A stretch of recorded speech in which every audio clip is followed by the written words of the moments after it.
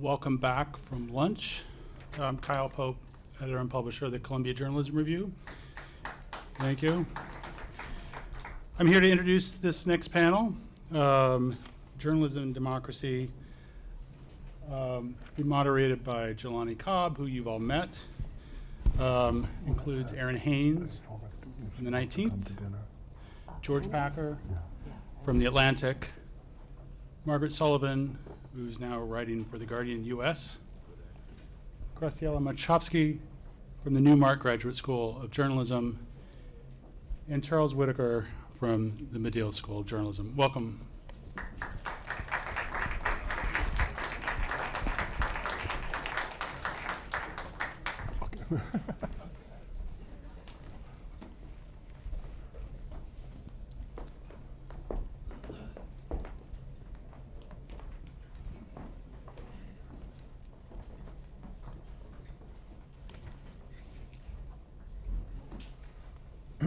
So thank you, everyone, for coming back from lunch, and thank you to everyone who is here on the stage for the panel. And I'll say a little bit about like how we were thinking about this discussion, which is that we have had an array of, I think we kept saying, unprecedented. Now, that language was a little bit complicated. There were precedents for many of the things that we saw, even if they were in distant history. But we can say safely we had a number of unsettling things that we've seen happen in the past decade, certainly in the past 7 or 8 years, as it related to norms of democracy, as it related to kind of norms of political behavior and so on. But it took a long time for us to actually start thinking about these seemingly disparate things having a collective and corrosive effect on democracy itself. And for me, and made sure that we invited the deans of, 2 fellow deans of journalism schools, because we think that journalism and journalism education is at the center of this conversation as well. And so I think I'll start. I would just like to ask all of you how you view journalism's role and the best and worst responses we've seen in the past to this series of events that's happened, escalating threats, the decline of the U.S. in press freedom indexes, the decline of the U.S. in democracy indexes, and how you have seen the media and news organizations' responses to this. We can start with whoever wants to jump in. I'll start. How's that? Good. I think that we've seen some really good things happen as newsrooms and journalism organizations and schools respond to this, but I'm not sure that it feels like the red alert that we should be on is my sense of it.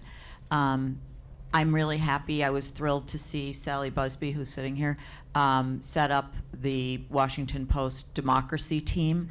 Team of reporters to look at issues like voting rights and other threats. But I think that it's really hard for journalists to get away from their very dyed-in-the-wool practices of normalizing and taking things down the middle and trying to be sort of performatively fair. And I still see a lot of that going on. Yeah, I mean, I think what I would add to that. I'm at a newsroom, the 19th. It's named for the 19th Amendment. So we think a lot about the relationship between journalism and democracy. It's part of the reason why our newsroom exists, right? And I think the common thread between journalism and democracy is that representation matters. And we're seeing a lot of the folks that we cover, women, people of color, people in the LGBTQ community, we're seeing their rights being eroded, right? And journalism's responsibility to respond to this moment in our democracy feels more urgent than it has at any point in my career, certainly, and more urgent than it has felt in a long time in our country, in our democracy. And so, I agree with Margaret.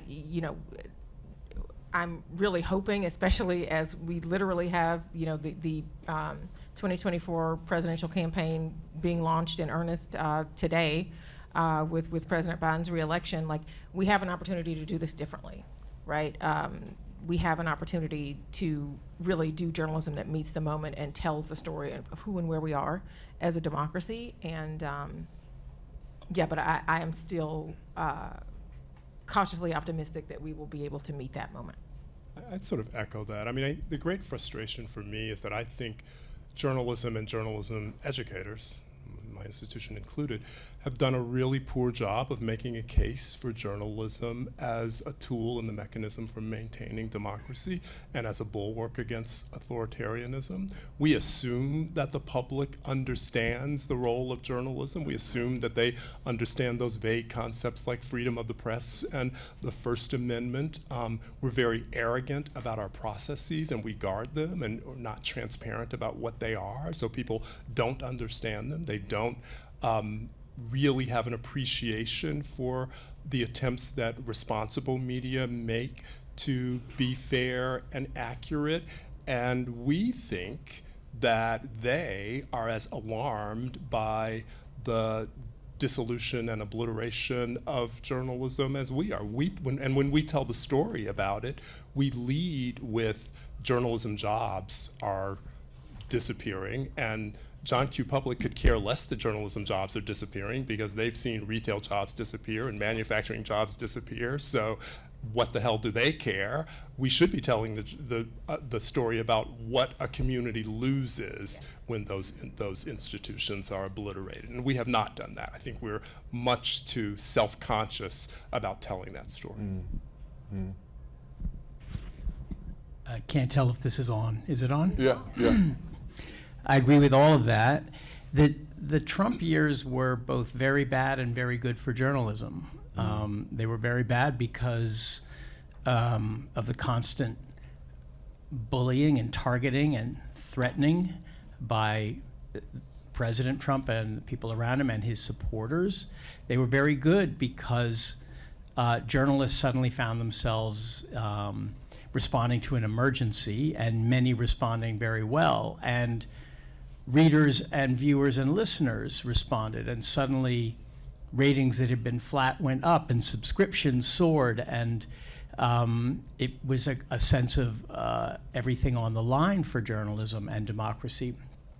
Since he left, ratings and subscriptions have descended.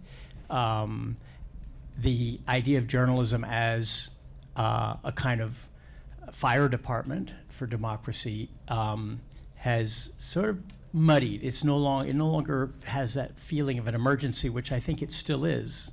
So we have a critical situation which could turn on a dime with any election, and yet a sense of maybe returning to a kind of complacency that existed before 2016.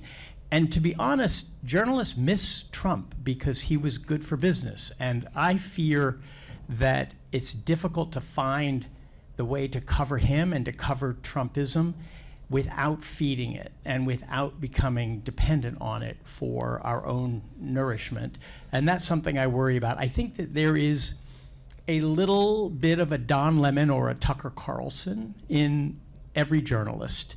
And we have to keep an eye on that and be aware of when our own desire to simply stand on a platform and be heard is actually encouraging the fire to burn rather than helping to save the house. So I'm aware of it in myself. I don't know if my colleagues here feel the same way, but there is a very difficult balance to find in an unprecedented situation when we have an authoritarian party and an authoritarian former president constantly bearing down on us. How do we do it without feeding them, without actually making it worse?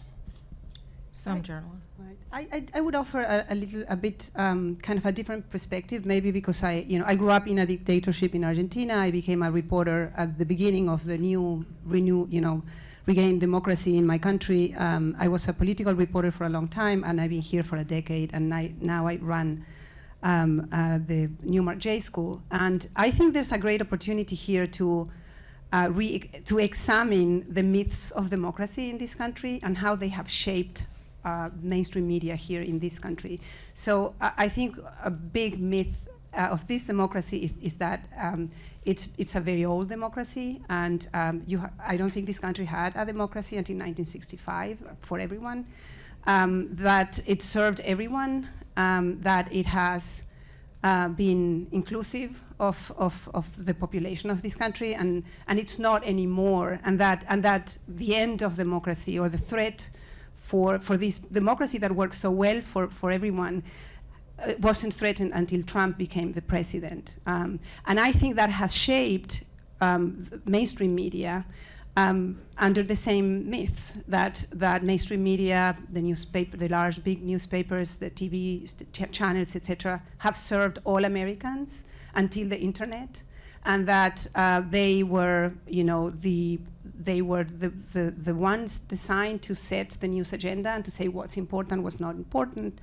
And there's, of course, so much evidence that was not the case, and that these are lies, or not lies, but myths. And just the existence of black media, Latino media, immigrant-serving media, native media, Asian media, proves that there was always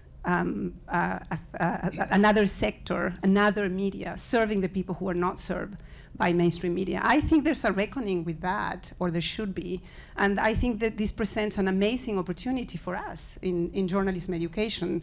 We have this front row seat to the journalists of tomorrow and to the future, and I think I see my job as bringing this conversation into the school and having a critical view, and then just really starting from there, just revising everything we think was true and kind of foundational, and understanding why the lack of trust. I think that the main problem that we all have here in this country now, it really is the lack of trust from communities, from society, that they don't trust media. And I think, you can go into the reasons for that, and you'll find many. Yeah, I think that's right. When I hear people lament, as they often do, the sort of death of the good old days of Walter Cronkite and objectivity, I have to roll my eyes, because I say that the good old days were never so good for marginalized communities, for people of color, for women, for anyone who did not fit what was classically considered American at that time. And so this conversation we're having about objectivity and what it means, or whether it ever was a thing, is a legitimate one, as well as the conversations we're having about the lack of trust. Because for years, journalists would sort of puff up and say, well, if the people on the left don't trust us and the people on the right don't trust us, we must be doing something right? Because that means we're cutting it down the middle. But all that means is that we're pissing everybody off, and we actually are missing whole swaths of the population. And so this is a time of reckoning, and a time for us to reclaim the promise of what we want journalism to be. But we do have to recognize what our failings are, and be transparent about those. Oh, you want to Just to add that something I see going on that is important to think about is this sort of conversation about whether journalists can or should be activists. And my feeling is that it is okay to advocate for democracy, yes, and for press rights and for civil rights, that we're not really stepping outside the bounds of our mission or our brief when we do that. And I don't necessarily mean carrying a picket sign or anything like that, but our work needs to reflect that and actually be based in that. And I think too often our work isn't based in that. It's, as George said, it's based in taking advantage of the sort of clickability of the moment. And I would like to see a sort of, I don't know, I guess I'll call it a quarter turn, but it might be more than a quarter turn, toward the first thing on our minds is our is public interest and the public mission. Yes, and to your point on that, Margaret, I mean, I think January 6th was such a huge turning point for us at the 19th as a newsroom. I mean, it was when we changed our mission from being nonprofit, nonpartisan to nonprofit independent. And it's not to say that we are partisan, but it is to say that we're not both siding things like voter suppression, voting rights, people's dignity and humanity. Yeah, that's not being activist. That really is about some of the core tenets of journalism, right? Or let it be activism if that's what it is. No, but I mean, is it activism? I don't mean it activism in some negative way, but it is putting that front and center. Yeah. I mean, I think I think perhaps that line was always perceived to be, or at least played to be, more distinct than it was. Because even if you're doing like a very traditional journalistic function, like the cliche example of the city council member who's stuffing cash into his envelopes of cash into his pocket, you write that story because you expect something to happen. Like, because you say that, and because that is wrong. Right? You believe that's wrong, wrong. But you think that people will do something when they get word that Congressperson so-and-so is taking this money in order to vote in particular Supreme Court justices. I mean, that's an outlandish idea. Nobody will ever believe that. But you report those stories because you expect there to be some sort of correcting response. And we're going to say, George? That neutrality has no inherent value to me. To claim that I have no biases toward one side or the other, or that I am without any sentiments or passions toward a cause, that I don't want to expose something because it makes me angry because it's unfair, that has no value. Objectivity is different. Mm-hmm. I think of them as being fundamentally different. Objectivity, which is never possible, it's never something you attain, but it's a goal. And to me, it's simply the goal of scrupulousness toward the truth. Mm-hmm. Neutrality is something else. And so if activism means you don't pretend neutrality, yes. But if activism means objectivity is of no value, then I can't go along with that. So I think that there's a question that I was going to say for a little bit later in the conversation, but it's here, so I'll bring it up. Like, it's the O word, which is, and I'm particularly interested in the responses for the two deans, because the three of us deal with this in our classrooms and in our institutions. But I'm interested in everyone's response. But where does that fit in a moment of democratic crisis, and with all of the critiques that people have made of the old regime of objectivity that really just kind of painted over some biases and said that we're kind of calling it straight down the middle? Where does objectivity fit in this moment in terms of what journalism should aspire toward, or even if this is useful to as a model? I think journalism is always aspiring to the closest approximation of the truth that we can get. Right? That's what we're looking for. We are looking to gather as much information as we can to enable us to write that first rough draft of history that is as close to what can be relied upon as an accurate account of those events. Right? That's what we're doing. Understanding that none of us is a blank slate.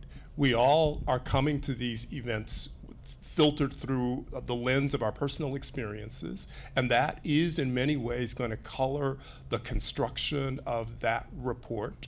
But there should also be other people in the room and around the table, which is why diversity is so important, to help us check those biases, to sort of help us recalibrate when we have moved in the wrong direction. But that's what we're striving for. Again, we're striving to paint a picture that is as accurate as possible. And so we don't use the O word anymore. We're striving, again, for truth, for fairness, and for an accurate account. Yeah, I think we need to move away from this conversation. I mean, I think the framing is not, it's just so theoretical, and it's just, I remember having this conversation I'm going to date myself, but in 1991, when I was starting my career in journalism, and it's never changed. It's the same conversation again. I think it's a better framing, if I may, would be to remember what journalism is for. Just recenter public service, defend the independence, the editorial independence, and the place for journalism in this country. I feel like the risk of placing it, of talking about objectivity or activism in this landscape here with what's happening with American democracy and politics, is that you might end up, there's an element of that is not discussed so much. That was very interesting looking at the Fox case, Dominion trial, almost trial, last week, which is that so Fox doesn't believe in this, right? So they are partisan, or they have an ideology that they defend. They have the model that I grew up in the south of the world, and that you can find in Spain or in Italy. So there's media organizations that cater to a specific ideology and political side, and they're very open about that. And a lot of people like that because they feel everyone else is doing the same. They just hide it, right? So they feel at least they're not hypocritical. They are saying they are supporting Trump, whatever it is. And the problem for the media organization in this case is that they can't be independent from their own audience. So part of the reason why they kept lying after January the 6th was that they knew it wasn't real, it wasn't true, they knew it was a lie, but they knew their audience didn't want to hear it. Mm-hmm. So they couldn't say the truth because they were gonna lose their audience and then their business. So I feel that's the risk of this conversation when you say, okay, what I heard so much since Trump came is okay, we need to stop pretending we're neutral. We have to start saying we oppose this, and we need to defend democracy, and we need to call things for what they are. Well, we should do that anyway. We should, tell the truth, or try to tell the truth, because it's hard if you're a journalist, that you don't have access to everything. So there's a method to try to get as close as you can, to be honest, and to be, and to check your bias. But if you go, and I come from a very polarized country, and the polarization is very similar, it started earlier. And I saw the media landscape make that decision exactly, decide, okay, we're not going to pretend we're neutral anymore, we're going to take sides. And so half of the industry became anti-government and half became pro-government.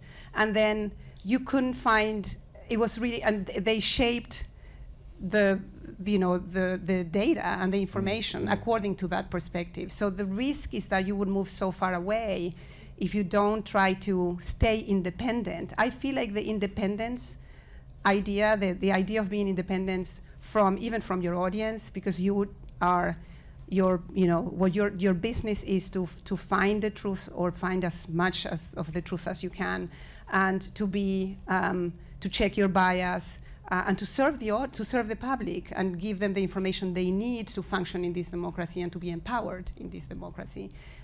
That's the job. I completely agree. I mean, independence. Oh, no. Yeah. Sorry, you thought you were arguing with me, but in fact, we were having a convergence moment here. So democracy is safe. Thank you all for coming out. It's been good seeing you. No, independence is vital. It's not the same as neutrality, but all the incentives in our world right now, financial and professional, are pushing in the other direction. The direction that you fear. And so every day, every time we write, every time we broadcast, every time we tweet, there's a gale wind pushing toward pleasing your audience, or making sure you're on the right side of your crowd, or aligning yourself with one crowd or the other. And it really is difficult, especially for young journalists or those who are trying to get into the field, to feel that they have a place simply as journalists, as reporters, without getting on a platform and saying, here's where I stand, will you let me join your side? And that worries me as much as authoritarianism. And that's the authoritarianism within, which I mentioned at the start. And that is something we all have to fight in ourselves. Something that I think bears saying in this context is that, I hear defenders of sort of old style objectivity say, you're misinterpreting what I'm talking about. It's actually about a method of going at a story with an open mind.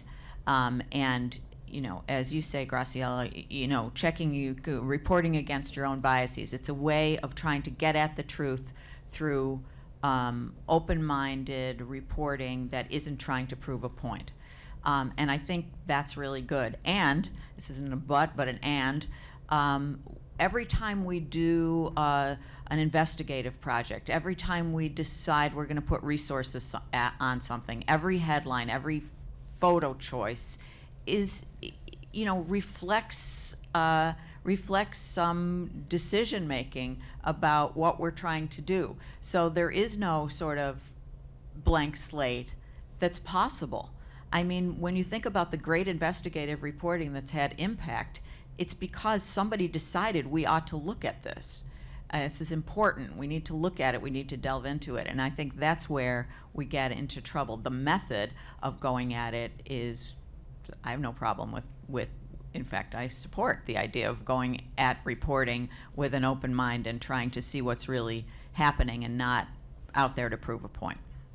Yeah, but that was what we were talking about, right? I mean, I think +1 to what everybody is saying up here, but I mean, look, as a black person and a woman in this country, I come into this industry recognizing that objectivity was something that was created by white men, the white men that still, dominate this industry. And so, to Charles's point, really leaving behind the most honest and accurate record is the goal. We are making choices about things all the time, right? Objectively, women are more than half the population and more than half the electorate, but we are still covering women as a special interest group in our politics, right? Objectively speaking, black and brown people are among the rising Democratic majority in this country. Objectively speaking, there's some population of this country that has a problem with that, and they are showing that through policy and insurrecting. Objectively speaking, you know what I mean. But we are making choices about how we are prioritizing that again is leaving behind a less honest and less accurate record of who and where we are as a democracy. And so yeah, I mean, I don't know whose objectivity, right? Yeah, exactly. So I mean, if you are approaching it that way, is objectivity really the goal, or is truth, writ large the goal? And like I said, that honest and accurate record of who and where we are, like, shouldn't that be the goal of what it is that we are doing? So, I mean, it's an interesting thing. We've seen, we do the almost trial of Fox and Dominion, and that sound you heard was the sound of every single journalist in America sighing in disappointment. Because we were just waiting to see, Rupert Murdoch on, witness stand. But it seems to me that there is something, if we're kind of just seeing what we know, talking about the facts of it.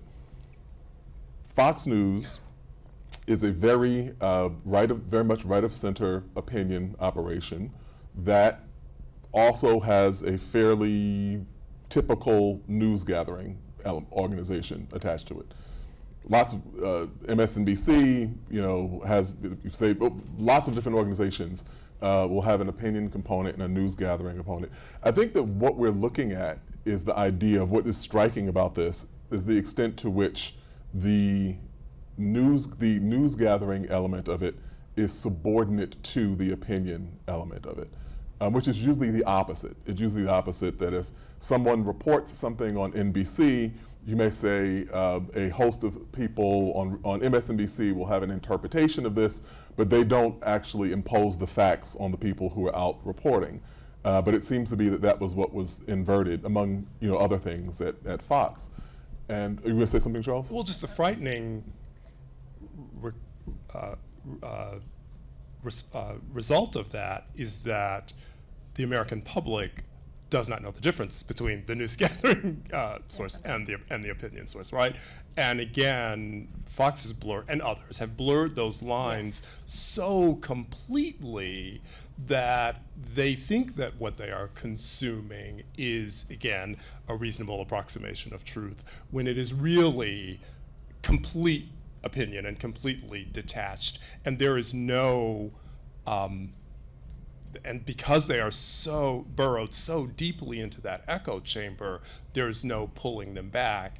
And that makes the country ungovernable. If we can't agree upon facts, if there's no agreed upon set of facts, then democracy is doomed. Right, because opinion is also not the same as misinformation, right? Yeah. And you know, I'm all for, opinion is a Yes. form of journalism. Misinformation is not a form of journalism. So, where I was going with that question, I mean, I think we agree on that, right? Misinformation. Just want to say that Right. out loud. I mean, sometimes you actually have to say these things, right? Yeah. That's where we are. We are on planet Earth, objectively speaking, or at least the great majority of us are. But you know, where I was going with that question, though, is that we see what that culminates in January 6th. Now, contrary to, I think, the kind of standard line about this, saying there had been, you know, really no tradition of political violence in this country before that, there's a huge and very long and for that matter, varied tradition of political violence in this country. I think that was a specific type of political violence aimed at overturning a national election that was shocking and unprecedented in that way. But the other part of it that I think is interesting has been the relatively slow reflexes of news organizations to report even the kind of idea of there being a democratic crisis. I mean, I talked with a person after the election, but before Charlottesville. I talked with a person who was very highly placed in the news gathering world, and he said, isn't this just what Democrats do whenever a Republican gets elected? You know, they just kind of freak out and they think it's going to be end of the world and so on. And it seemed like that was a stand-in for the kind of slow learning curve. And I wonder if you can explore a little bit about why that might have been, like why we're playing catch up, why we need this conference at the verge of the 24 election to deal with dynamics that were increasingly apparent to us in the 2016 election. Increasingly apparent to some of us. Look, the reality is political journalism is still too white and too male, and there were folks, it is hard to see when some of the people who were participating in this or who were on board with a lot of the racist, misogynist rhetoric that we saw going into 2016 and 2020, when these are your relatives, your friends, your neighbors, people that you know that are good people, right? As you know, in every other sense of the word that people would say, right? And Can you silence your phone, please? Thank you. you know, but happen to be on board with these politics. Now, there were many black journalists who in 2016 and even before that saw this coming, tried to call it out, were called biased, right?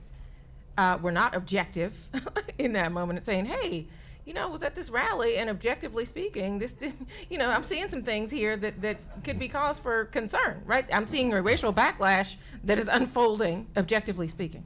So, you know, at some point, those text message groups will, like, the messages will leak, and then, like, all of the black journalists in America will be like, you know. We tried to tell you, right? But yeah, I mean, but I mean, I do think, again, going into 2024, again, we have a chance to do this differently.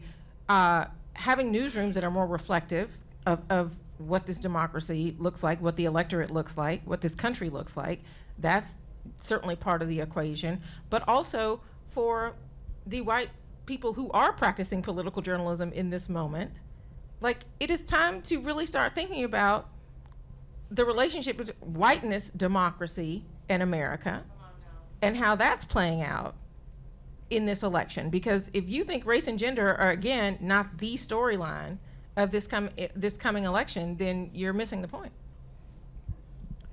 The other thing, I agree with that, and I also think that we know that all right, we now understand we're probably going to have a Trump-Biden campaign. And we know, because we saw what happened, that Trump is going to lie every day. The basis of his campaign is this lie about how he's actually the legit president and all of that. I mean, newsrooms really need to think hard about, and I hope they are, about how we're going to cover that. Because it's, we like to be fair. We want to be fair, and being fair is a good thing. But you have to think about what fairness means in that context when you have a presidential candidate who's a proven liar, whose campaign is based on a lie. That's the underlying, that is the foundation of it. Yeah. How are we going to cover that? Yeah, and is it fair to voters to just cover that as business as usual? Right. It is not fair. It's not just fairness to the candidates. It's fairness to the voters, and it's fairness to the democracy and the future of the country. Haven't we been having this conversation for years, though? I feel like unsuccessfully we're trapped in it.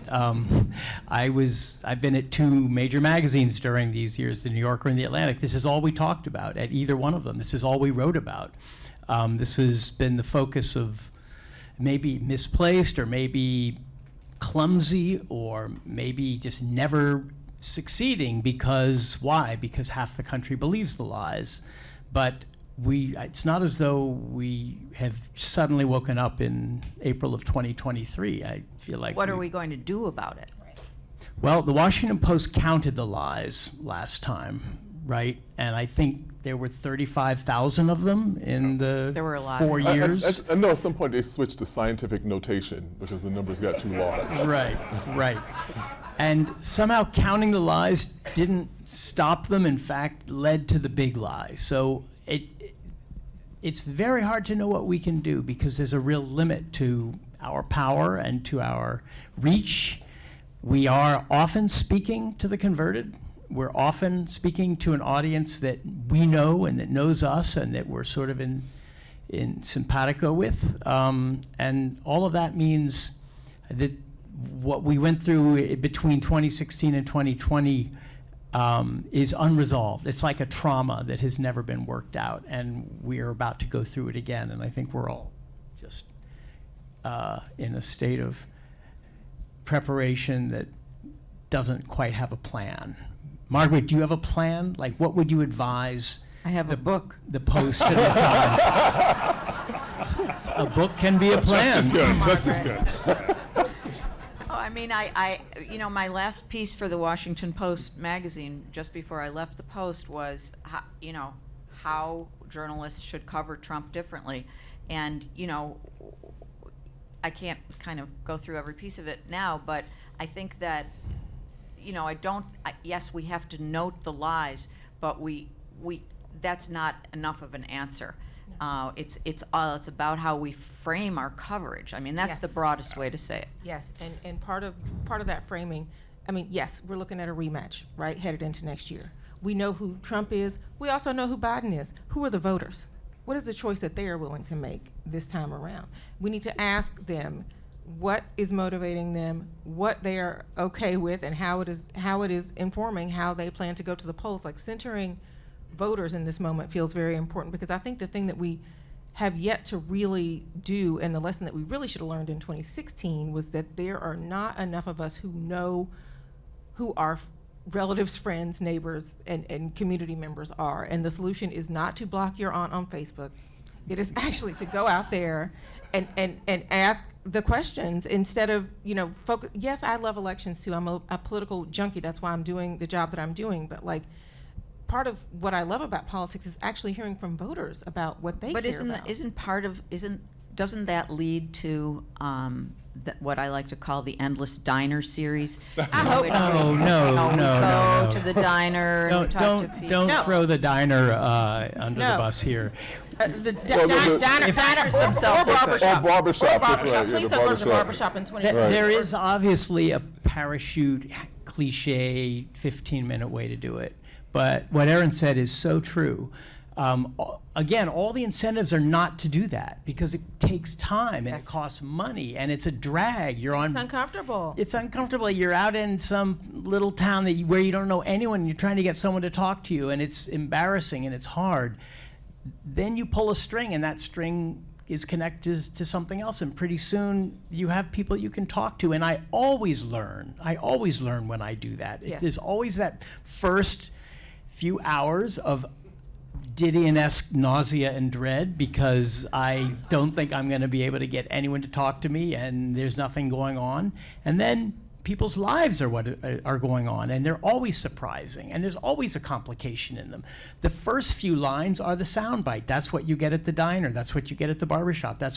And they've heard it off cable news. I remember being struck by how ordinary people in southeastern Ohio, At the top when of I the voice. asked them about local issues, wanted to talk about what they just heard on cable Critical race last night. theory, which is not happening Right. where they live. Right. At all. So it takes digging and time and effort and money, and that is a decision from the people at the top. It's essential. If we want to talk about democracy and journalism, that's where it lives. I guess I agree, and I wonder though, are the, I think you said we're preaching to the choir, essentially. I mean, I think a deeper question or an important question is how are we going to reach the people who, aren't reading the New Yorker or the Atlantic and who are watching Fox News and are, what about, are we going to write that part of the country off? I mean, we can't. No. So there's But I'm a not sure how do we address what really is the elephant in the room, and that's the underlying racism and nativism that is animating and motivating the Trump voter. I mean, what took us so long to respond in 2016 was no one wanted to call that out. We said everything but they are the left behind, it's economics, anxiety, it's right. anxiety. We called it everything other than a visceral response to Barack Obama, right? We finally got around to that, and so we are making slow inroads into calling that out. But after you call that out, what does that do? We are still a country that's cleaved in half. And again, if they are burrowed so deeply, no matter what happens to Tucker Carlson, he will land someplace. Fox is still going to be Fox, and there will still be other outlets that they will burrow into. What does that do for democracy, and how do we as journalists Let me add some specifics to that. First off, we have a document that we're working on where we're kind of gathering salient things that are said in each panel for the concluding town hall. And Didion-esque nausea and dread, I think, just made the list.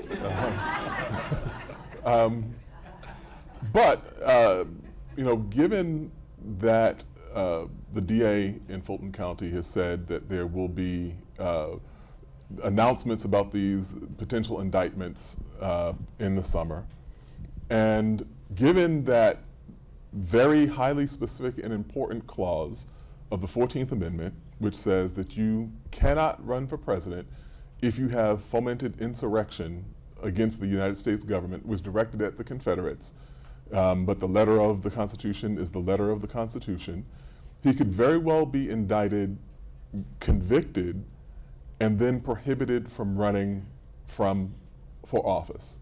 That is something that political scientists understand, lawyers understand, political strategists understand. I'm going to go out on a limb and say that 99.9% of his electorate will not understand that.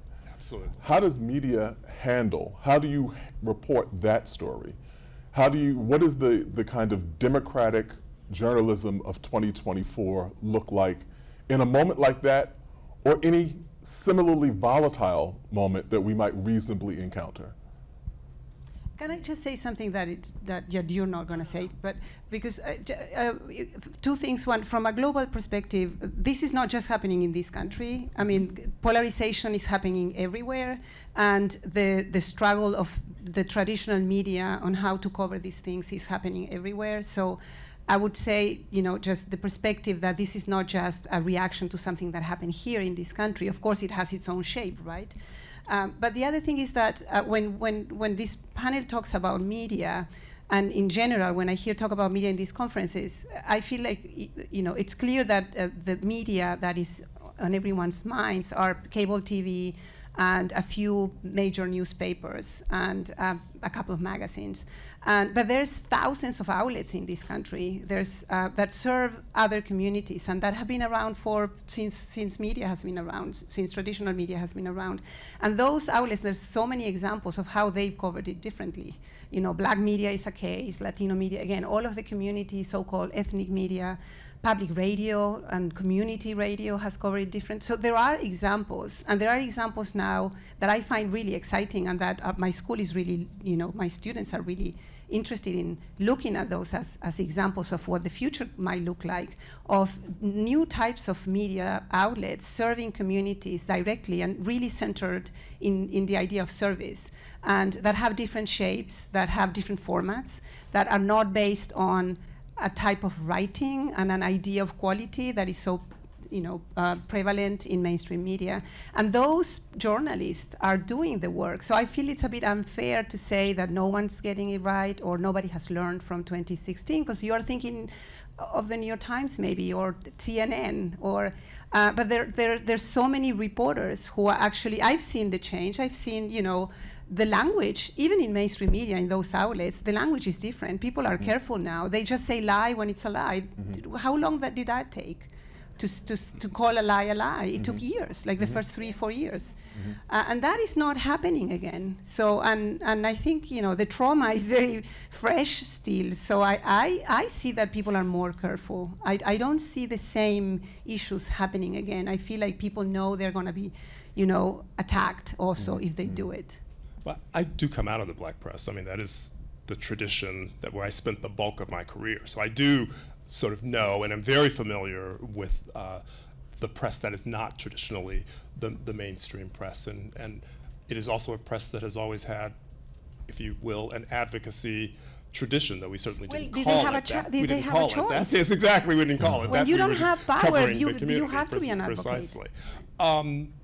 And was also good at mobilizing communities, right? I mean, the Great Migration is a result of the Chicago Defender and the clarion call to leave the South. So we know that there is power in other forms of media that is not generally considered traditional media. But that doesn't get at, again, how do we govern a country where half of the country is very, very convinced of the lies, is deeply grounded in this sense of aggrievement and wanting to reclaim some mythical past that they think in which they were in what they perceived as their rightful place in the pecking order of society. And this is part of what we really have lost in terms of local journalism, Yes. right? Yeah. Because what local journalism gave people was a sense of community. I remember the paper that I grew up reading, right?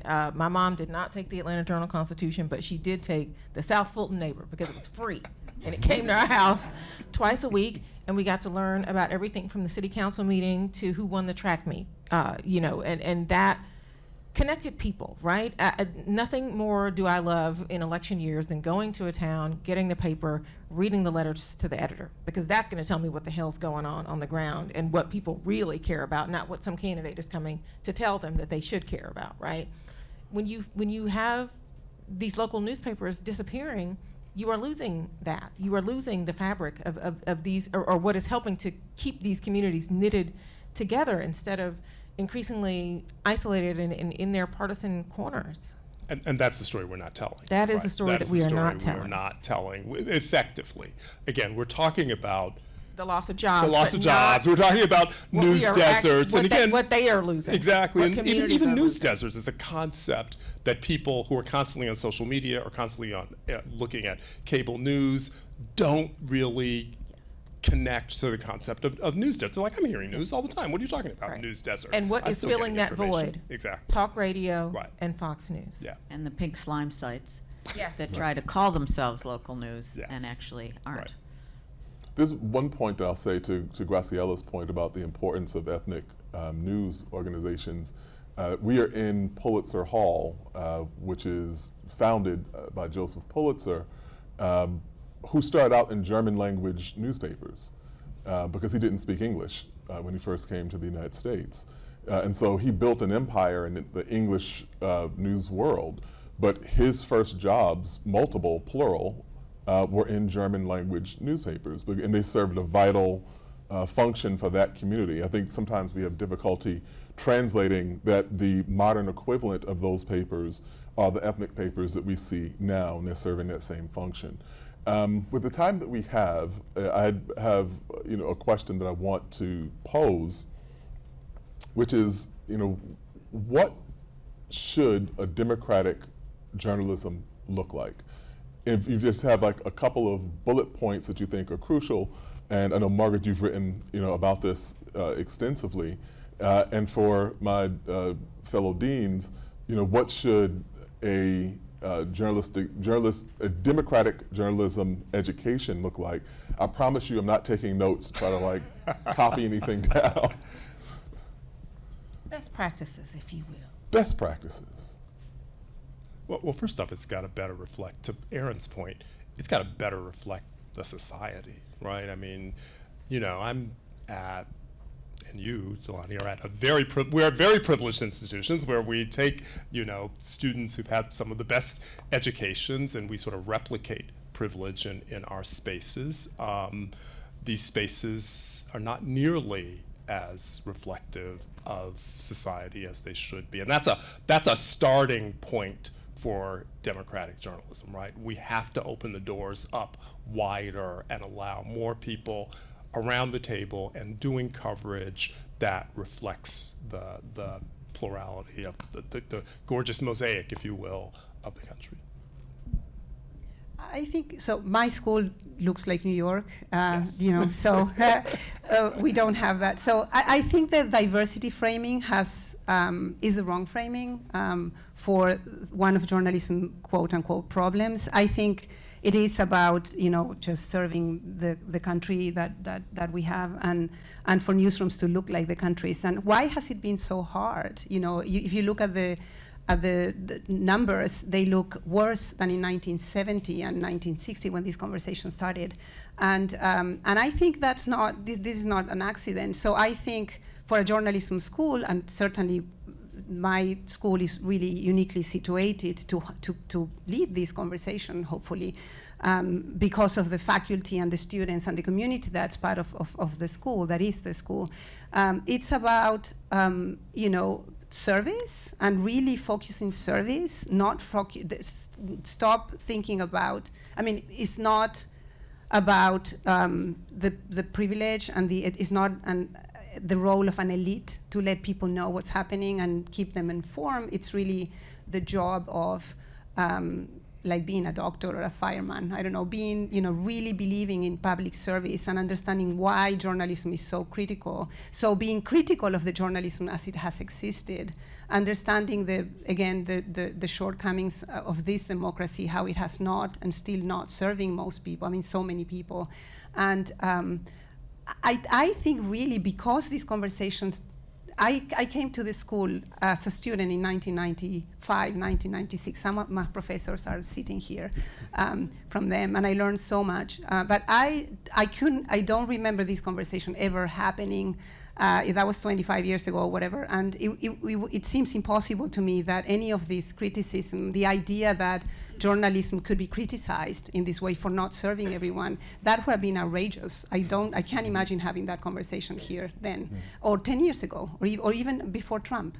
So I think in that sense, we are in a better place to reimagine the profession and the industry, because everyone is so cornered, because the business is so hard. I think there's an opportunity to really start, really think how can it be better, and change the framing from saving and preserving to reimagining. And I think that's what we are trying to do. And I find that really exciting. And I don't think that we have an alternative also. George.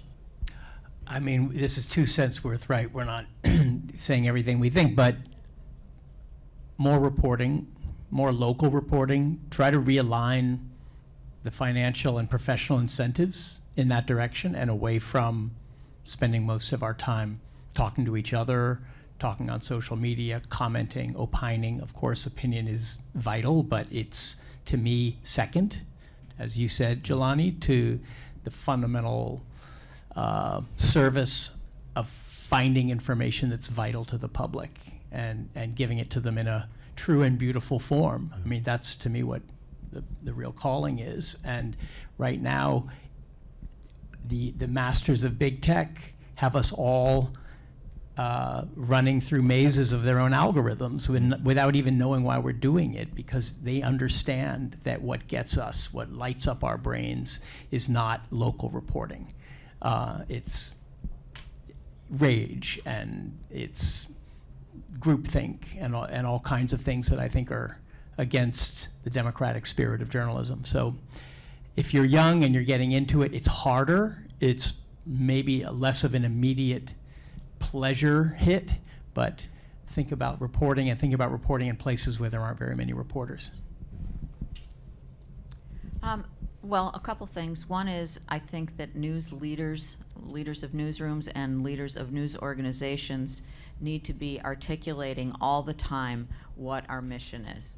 And it's really hard because we generally work for corporations, or, there are financial pressures, there are pressures to increase traffic, there are pressures to take things down the middle, and, do that performative fairness thing. I think it's really important for news leaders to be talking about the public mission as much as possible to their staffs and to the outside world. And then I also think that somehow listening to legitimate criticism from the outside, I mean, I'm not going to go crazy and say that public editors should come back. I know that's not possible. But somehow listening to criticism from the outside in a real way would be very helpful. And then just one other thing is, and I don't know how to answer this question, but I think it looms really large, is figuring out how to talk to the part of the country that doesn't want to hear from us. Mm-hmm. Mm-hmm. We're going to manifest that public editor role back, Margaret. We're going to manifest it together after this. I will finish where I started, and again say representation matters. Again, center voters, but also as journalists, we have to change our default setting of who a voter is, right? What does it mean to be a rural voter? What does it mean to be an educated voter? What does it mean to be a voter of faith? What does it mean to be a voter that cares about the Supreme Court, right? Ask somebody other than a white man what he thinks about these things. Understand that all issues are women's issues, and that women's issues could be everybody's issues if we just ask them about them. Nobody is a single issue voter, by the way. People care about a lot of things and can carry many ideas in their brains at once. Again, we have an opportunity right now to hire politics teams that look, who are the gatekeepers and also the people that are going out and asking questions in this country that look more like the electorate. We should be doing that. We should be looking for those people and putting them in our newsrooms. Also understand that this is an intergenerational electorate. Young people, so many of the issues affecting this country today are impacting them. Getting them more civically engaged means bringing them into the conversation. Same with our older Americans. We cannot forget our older Americans and the issues that are impacting them as well. So I would just want to raise them up as people that we think about as voters, right? But then the last thing is, going into this election collectively as a business, but also just in our individual newsrooms, we need to be thinking about what our understanding is of what this election is about. And I will tell you, going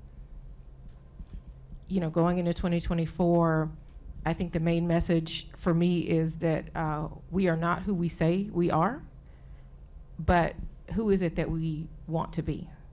That is the question that we need to be asking in this country, asking voters, asking candidates. That is how we get to, on the other side of Election Day, knowing that we told the most honest and accurate story about who and where we are as a democracy. So we have some time for some dialogue with members of the audience, specifically around questions. If you have ever been to anything that I have done or moderated, you know what comes next, which is to say, a question is an interrogative sentence. It is generally denoted by the inflection at the end. It differs from a statement in that a question requests information and a statement offers it. We are indulging questions, which we would like to have phrased as succinctly as possible, so that if you can pose your question in 30 seconds or less, we can get an equally succinct response, and then we will maximize the number of questions that we can engage. Okay? We can do this. We can do this. Okay, my name is Lisa Vives. Is that, I'm not sure that microphone is on. Is it on? Yeah. Hello? There we go. I heard something. Okay. Yeah. So my name is Lisa Vives, and I've been working for the Amsterdam News for about 20 years. And I want to say with sadness that this paper looks the same as it did 20 years ago. You want to hear new voices. You want to be able to talk to people that you don't know how to talk to. These are the people that know how to talk to them. And it hurts me to see that this school, so endowed, so full of resources, and only a few blocks away, there's a paper that struggles to survive. I go around town and I ask people, do you read the Amsterdam News? No, I don't even know where. It was sold in Port Authority. It's not sold there anymore. So the question is, why is the Amsterdam News not here on the stage and talk about how they see the problems that you're all discussing now, and you're the elite and they're apparently not the elite. So that's the question. Well, I grew up reading the Amsterdam News. We're very much invested in the Amsterdam News. One of my proudest accomplishments at Columbia Journalism School is that we were able to award a $50,000 grant to the Amsterdam News last year for criminal justice coverage. Not saying that that is the extent of everything that we need to do, because we're committed to this and we're going to keep doing more. But we're aware, and we're there. And I have, as a matter of fact, I think I'm supposed to meet with Eleanor at some point in the summer. Why isn't she on the stage? We have a lot of people that are not on the stage. There are more people who could be on the stage who are not. She's your neighbor. Okay, let's just say this. But we're in dialogue with her. This is not antagonism. The thing that you're saying, I'm telling you, is not an accurate representation of what this relationship is. After 20 years, the paper looks the same. Okay, so listen, we're not going to go back and forth on this. I think I've responded to your question, and I would like for the next person to raise their question. Hi, my name is Adele Stan, excuse me, and I have spent the better part of the last 3 decades covering the right wing of U.S. politics. And so my question for the panel is something that I never hear discussed, and I'm wondering if the panel would have any ruminations, observations on this, is the impact of the beat system on the way that the rise of the right in U.S. politics, as having now captured one of the 2 dominant political parties, what role has that beat system played in the construction of that beat system in this sort of suddenly we're surprised? Because those of us who have been covering the rise of the right for 30 years, this is not surprising what is happening now. Shocking, yes. It's always shocking, but it's not surprising. So how might we fix a beat system where political reporters are just reporting on party dynamics with no context for how this came about? That's a great question, and I think that my sense is that there are beats now that are focusing on exactly what you're talking about, and there are beats about disinformation, and but there's they're not integrated with the political beats. Yeah, no, you're absolutely right that a lot of the problems we're talking about are because of the way politics reporters see their job. Yes. Which has to do with the horse race and the polls and who's ahead and who's most savvy. But there are beats that are coming up around this, and in fact, I was entertained to see that a great reporter at NBC News describes himself as the dystopia beat, Ben Collins. He's So I think it's changing. I really do. And I'm not somebody who's, trying to apologize in any way for what's happened, but I do think it's changing. And I don't think the right was considered a serious threat until it was in our faces that it is a serious threat. I mean, I do think it was sort of dismissed as fringe. But I mean, I think, I don't want to kind of drag this out though, but into Graciela's point, listen, my father grew up in Jim Crow, Georgia, and my mother grew up in Jim Crow, Alabama. They made sure that their children did not have any illusions about what could happen. As a matter of fact, they had a kind of doomsaying perspective. They thought, like, as the kind of herald of all the civil rights victories happened, my parents were in the kind of like, what's the catch? Yeah. Yeah. Like, they, And also, they never really were comfortable with the idea that these things were all the way interred in the past. Post 2008, we missed an opportunity to cover the Tea Party for what it was, right? We didn't do that. And certainly, again, I said I grew up in the black press. We were also covering it, but we're talking about mainstream, quote, mainstream media. That was considered fringe, and black media was dismissed and not read and not taken seriously. And so, yeah. Hi, everybody. I'm Elizabeth Mendez-Berry, And you're an alum. I am an alum, and it's such a pleasure to be here. Thank you to all of you. I'm curious about just the question of local news and how you get people to see the news or the press or the media or whatever the right term is as useful to them and valuable to them. How you actually might convert somebody to seeing, and it could be through, El Diario, it could be through whatever publication or entity, but I'm curious if you have examples of people who previously didn't think it was useful, and for some reason, as a result of your reporting or as a result of something that you observed, came around. What does it take to be an ambassador for the media? Because I think this is one of the things that we most need now, and I feel like we're, as a recovering journalist, we're really, really ineffective advocates for ourselves. Absolutely. Such a great point. And I think the pandemic really was such a moment for local journalism because people really did see the value of their local newspaper, of their local television broadcast, in giving them information that made them feel informed and empowered, right? I think that is a lesson that we should take from the pandemic. But again, I mean, with the dearth of local news, that is absolutely a challenge. But with also so many community news outlets cropping up in recent years, really, how do we help those outlets to really, stand up? So that they can continue to be the service for the community that frankly either went away or that they never had. I think that it is extremely important. I think that we learned that local news was essential in the pandemic, and we need to figure out how to build upon that.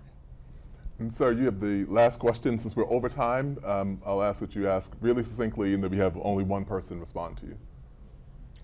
Well, public service, public media, what's your opinion on the role that the Federal Communications Commission played or did not play in allowing a propaganda outfit like Fox to thrive and flourish? And so an easy question. Yeah, very easy question. I've been waiting through 2 sessions to get to this point. Don't worry about me answering this one. 1987. I'll leave it at that. 1987. You know where I'm coming from. Yeah, in 1987, the Reagan administration got rid of the fairness doctrine. The FCC of the Reagan administration, which had required roughly equal time for different points of view on issues of public interest on the public airwaves. And since then, first Rush Limbaugh and then Sean Hannity and Tucker Carlson and many others have rushed in to fill the void. And why the Biden administration doesn't restore the fairness doctrine?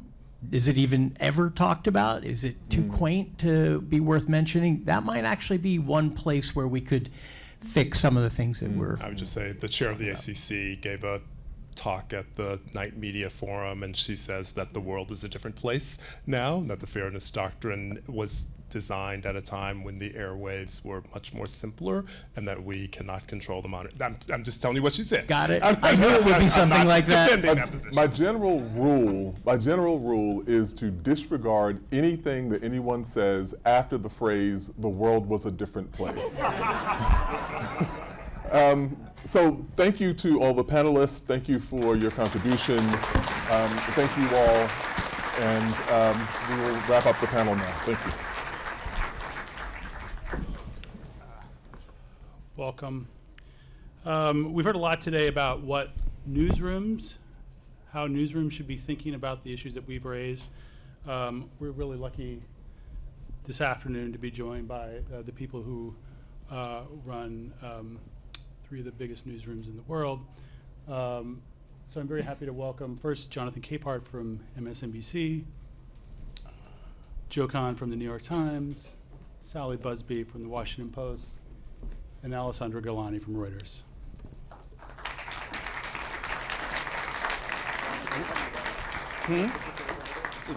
Sit however you want to sit.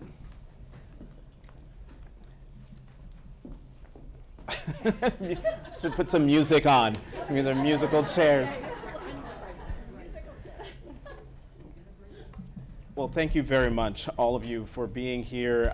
Thank you all for being on this panel. I've been here all morning, and I've been listening to, I've seen all the 3 panels that have preceded us. They've talked about you, they've invoked your name, not your individual names, but under the umbrella of mainstream media, the mainstream press. And you can't get more mainstream than the New York Times, the Washington Post, and Reuters. And I just want to point out that I'm not just MSNBC, I'm also the Washington Post. Just have to say that. But on the opinion side, I want to dive into some of the questions that have come up in the other panels that relate to what we were going to talk about here. And as I said before, you are the mainstream press. And one of the things that came up in the last panel from Dean Cobb, where he talked about the, quote, relative slow reflexes of media organizations to the threats to democracy, particularly after the election of Donald Trump. I would love for each of you to reflect on why you think that was. Why were your newsrooms, whether you were there at the time or not, why American media was so slow to see what was happening within its own borders? And I'll start with you, Joe. Is that okay? Doesn't work. Up. Yeah, there you go. So I guess I would take a little, I mean, just as a starting point, I might take a little issue with how slow we were. I think we were deliberate. I don't know if that's the same thing as slow. I mean, Donald Trump in 2016 was elected without, election fraud. He was elected in the Electoral College, and he took office legitimately, and Hillary Clinton conceded the election. So he was the elected president of the United States. There was not, allegations of massive election manipulation that got him into office. So he was a democratically elected president. During the course of his time in office, we saw a variety of steps, that Donald Trump took, which we did investigate, look at, report on, as weakening of the institutions of government that we consider critical to democracy. Certainly, the misuse of his powers over the Department of Justice, for example, some of the extra legal ways that he was trying to restrict immigration. I mean, all those things were active reporting targets. I don't know from the first day that Donald Trump was elected that we would have had the kind of approach to the Trump problem as being an existential threat to democracy itself. I think that developed over time. I think we sort of deliberately looked at that. By the time we came to the 2020 election and the attempts to undermine it, we had dozens of people reporting aggressively on, the threats that were being posed to the democratic system. So I guess I think we were deliberate about it. I don't think that we were slow to seize on clear threats to the integrity of the electoral system or the threats of institutions of government that are critical to the health of democracy as they develop. We just didn't assume that that would be the case based on the election results of 2016. And Alessandra, I'm going to skip over you and go to Sally at the Washington Post, who at the time of Trump's election, if I remember right, were you still head of AP? Yes, I was. Right, so just to be fair in that. And push back if you think on the characterization that how I posed the question, that mainstream media writ large was slow, copying Dean Cobb, the reflexes were slow to recognizing the threat to democracy that Trump posed. I mean, I would say a couple things. I would say that I think that in addition to the election of Donald Trump, and I would agree with what Joe said, that one of the benefits of journalism is that it is precise and that it actually tries to figure out exactly what is going on. I think when Trump took office, it was not at all clear what he was going to do, and as things played out, just sort of aggressively trying to report on what was actually happening. The Post actually did quite a lot of very good reporting in the weeks up to January 6th, saying that there was some organized efforts to do, there were actually some protests and sort of violence in Washington before January 6th, and the Post did actually, pretty aggressively report on some of that. So I think the idea that there were, no signs that some of this stuff might happen is not quite accurate. Perhaps it wasn't, as prominently on the front page as it should have been, or on the digital front page. But I think some of the reporting was there that things were going on. I think it's also important, that the reporting about what is happening inside the administration and who is sort of affecting policies. And I don't know that, Trump at the beginning of his presidency was exactly the same as at the end. There was obviously sort of norms that had been blown through and different aides and sort of things like that. So I think it's very important that journalism be very precise.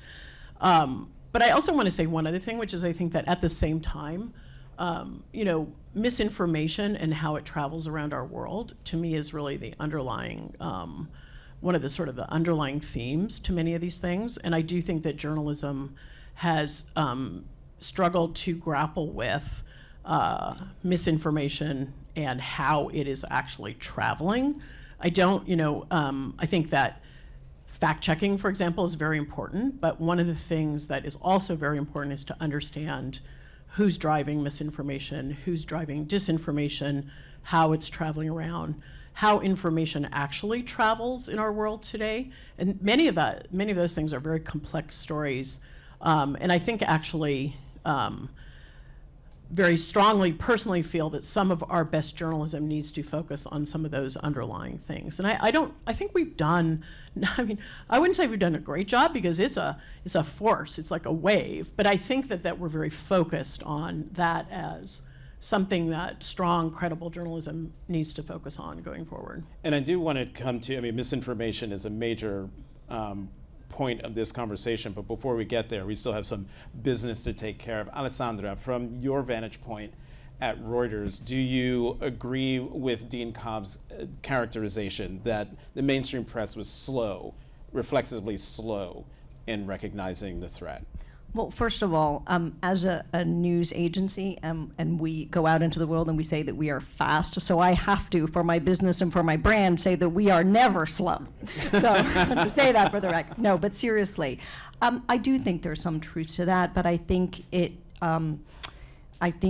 applies also to before the election, in that maybe we were slow, maybe we were not aware enough, astute enough, we weren't in the right places to understand what was happening that led to the election. And I would say in the UK, where I am based, the same thing happened with Brexit. We were not, the UK media was not aware of the very large sort of societal and socioeconomic shifts that were happening outside of London, but in the rest of the UK, that then led to Brexit in the same vein. Alessandra, you were about to concluding, just basically say, so to a certain extent, I do agree. Right. In the lead up. And I was going to say quickly sort of some of the things that have been done since. I won't talk about, we think we've been, quite fast in the aftermath of the election. For example, we cover, we are in many places around the world. So one of the things that we did is we looked at Trump's foreign policy and, for example, the hollowing out of embassies around the world and what that meant for democratic processes around the world. This was one area of coverage that we did very quickly. We looked at policies introduced quickly, for example, on taxes and what that meant for corporates having to work with the U.S. and more. I don't want to go into it. But the other thing I wanted to say is one of the things we learned by not understanding these seismic shifts that led to, for example, the election of Trump, for example, Brexit in the UK, is we tried to diversify our newsrooms because we understood that we were not in enough places to understand what was going on in these different countries. And so we've made a serious effort in the aftermath to diversify our sources, diversify our newsroom so that we are more tapped into the different array of voices. And I'm glad you brought that up because there's a great transition or segue into something else I wanted to bring up. And jumping off what Errin Haines said in the last panel, and this is about the fact that in the 2016 election, even in 2015, I and other black journalists in newsrooms across the country, I'm on the opinion side, writing piece after piece, column after column, saying, this man is saying this, these are the consequences, we must take the guy seriously, and being dismissed. And so how, to the point of diversification, of diversity in the newsrooms, are your newsrooms more diverse now as we head into 2024 than they were in 2016, one, and two, are you listening to those voices as you prepare for your coverage of 2024? And I'll start with Sally this time. I mean, I think it's a really good question, Jonathan, and it's obviously, I think what Alessandra said is that if any newsroom, if any group of people becomes too insular, and I actually think that that's a danger that we all face, even in a situation like this, right? Even in a conference like this. If we become too insular and we're all too similar to each other, we are going to fall prey to understanding that, for example, people outside of London might be actually more interested in Brexit than people who are inside London, or that people who live on the coast are disdainful of Donald Trump, but that people who are, in other parts of the United States, for whatever reason, are not disdainful of him, even if he tells lies, even if he does things that seem out of the norm. And so I do think that the polarization in our society creates enormous risks for journalism and enormous, the previous panel, I think, George asked Margaret, what are you going to do about it? I mean, our day-to-day jobs are to obviously think about, is the composition of our newsroom such that we can have contradictory information come forward and we embrace it and follow those stories. I think that's one of the things I constantly try to think about, is not just the composition of the newsroom, which is incredibly important. And by that, I would say women, I would say people, of all identities. I would say racial diversity. I would also say geographic diversity. I would say socioeconomic diversity, which we sometimes overlook. We can have racial diversity and still have a lot of similar backgrounds in terms of education and things like that. And I think that it's very important to have very diverse newsrooms, but then it is also important to create the space where different ideas and different story ideas, even ones that are uncomfortable, can arise. And I didn't obviously want to respond to someone who interrupts a panel like this, but I do actually fundamentally, and in my heart, think that it is very important that we don't just have, for example, national security reporters who think about national security issues covering something like the Ukraine, but that we are actually trying to say, well, what is going on with Nord Stream? Like, who is behind that, right? And, you know, it is fundamentally important as journalists that we constantly question our own assumptions. I don't know if our newsroom is healthier in that way, whether we would fall prey to missing things again going forward. I hope that it is. I hope that we are in better shape, but I think that that is really fundamentally my job, is to ensure that we are a place that can actually assess what is going on in the world as honestly as possible. And the diversity of the people who are in our newsroom is an incredibly foundational starting point. I don't think it's the end. I think they also has to be a place where contradictory ideas can arise. But I think that that is the foundation, 100%. Joe? Yeah, I strongly. There it is. Yeah, strongly agree with that. I think that was well said. I think, you know, we are significantly more diverse as a newsroom than we were, say, in 2015, just in terms of almost every metric of diversity that we embrace, including gender diversity, racial diversity, geographic diversity. We've taken some significant steps to become more diverse in other ways too, including identity and geography and religion. As other measures of whether or not we are bringing in the lived experience, the voices, the journalistic thinking and decision-making and drive that comes from people from a variety, and also, as Sally said, socioeconomic background. It just makes, good journalism can't exist or improve without ever increasing commitment to having diversity as part of it, because you will miss stories. And we have, in the past, been overly, we've had blind spots, we've been too slow, and we have not sufficiently invested in emerging issues because we have not had a staff that's diverse enough to bring those to our attention. So I strongly agree with that. It's not the end of the process, but we are more diverse than we were, and we will continue to sort of invest through recruiting and retention in diversity to make sure that our journalism is as strong as it can be, because it can't be without a solid commitment to that. I know I sort of moved on from the slow reflexes question, but I do want to come back to it just on a question about two things.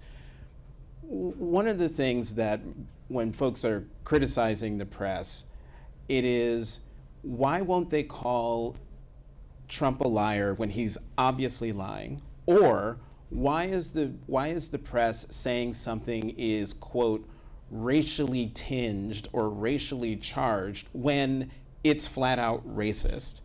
Now that's not so much an issue, but why did it take so long for newsrooms to make that transition? Was it not wanting to look like it was going overboard, or was there like a true reticence to state what a lot of people thought was the obvious?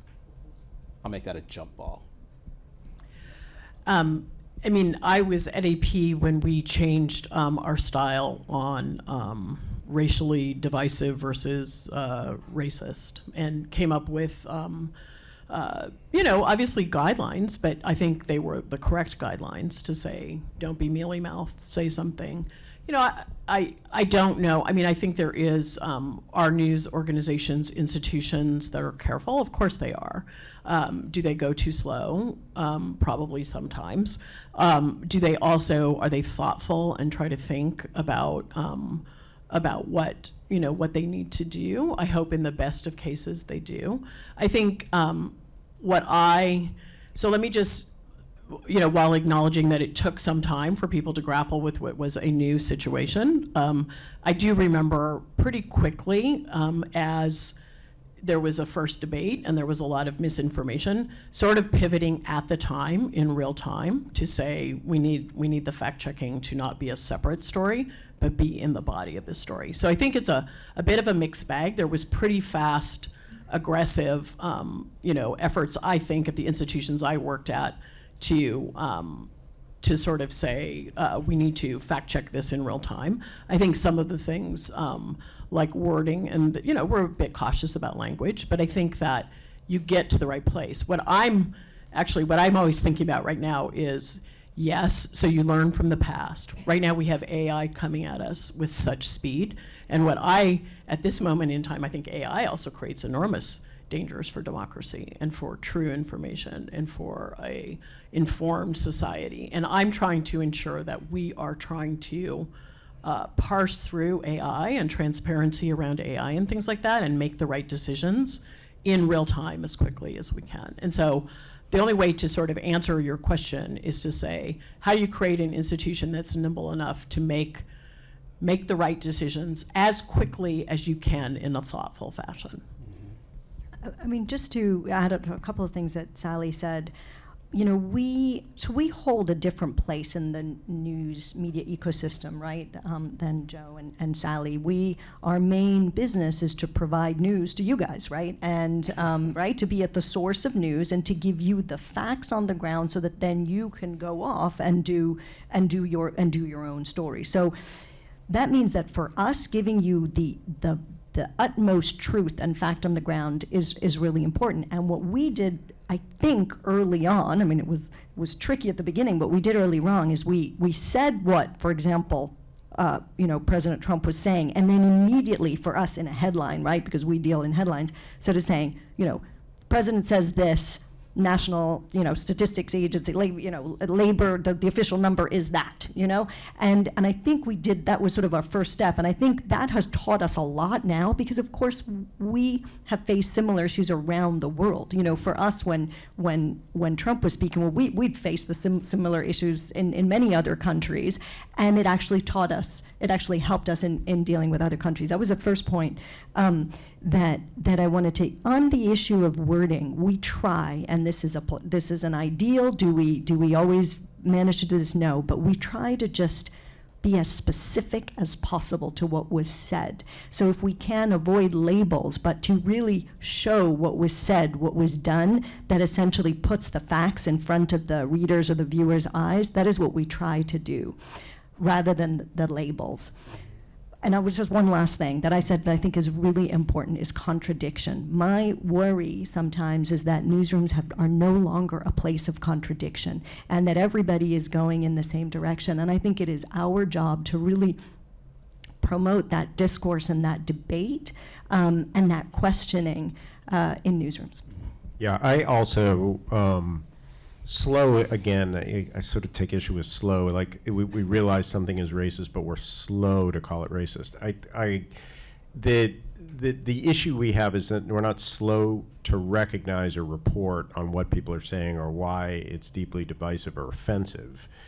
The slowness or the deliberateness is in evolving a set of standards that you have, and the standards come up through labels. So the idea that anyone in a newsroom of 1,700 people can at any moment that they want decide that someone's speech is racist or decide that somebody lied and just throw that into a piece of journalism that they're publishing, and that just goes up and it's on headlines and so lied and so is a racist, is not really exercising, in my view, a constructive set of standards. Those terms are loaded terms and they should be used only deliberately. That doesn't mean that you should shy away from fully describing what someone said, as Alessandra said, being aggressive in the reporting on that. But I do think we should be deliberate and cautious about reflexively applying labels to things. Labels are a shorthand to reporting. What we should be doing is reporting. What we should be doing is aggressively asking questions and exposing the evidence and the truth to readers. But we should not be quick to label as a substitute for reporting or as a substitute for good context in the journalism. And I think we should actually, our standards team is deliberately slow in evolving what are acceptable labels or shorthand terms to use to describe offensive behavior, because the evidence needs to be pretty significant before we loosen up the standards and just allow people to begin throwing those labels around. So that's what I'm thinking about it. Mm-hmm. All right, Sally, we're going to talk about misinformation.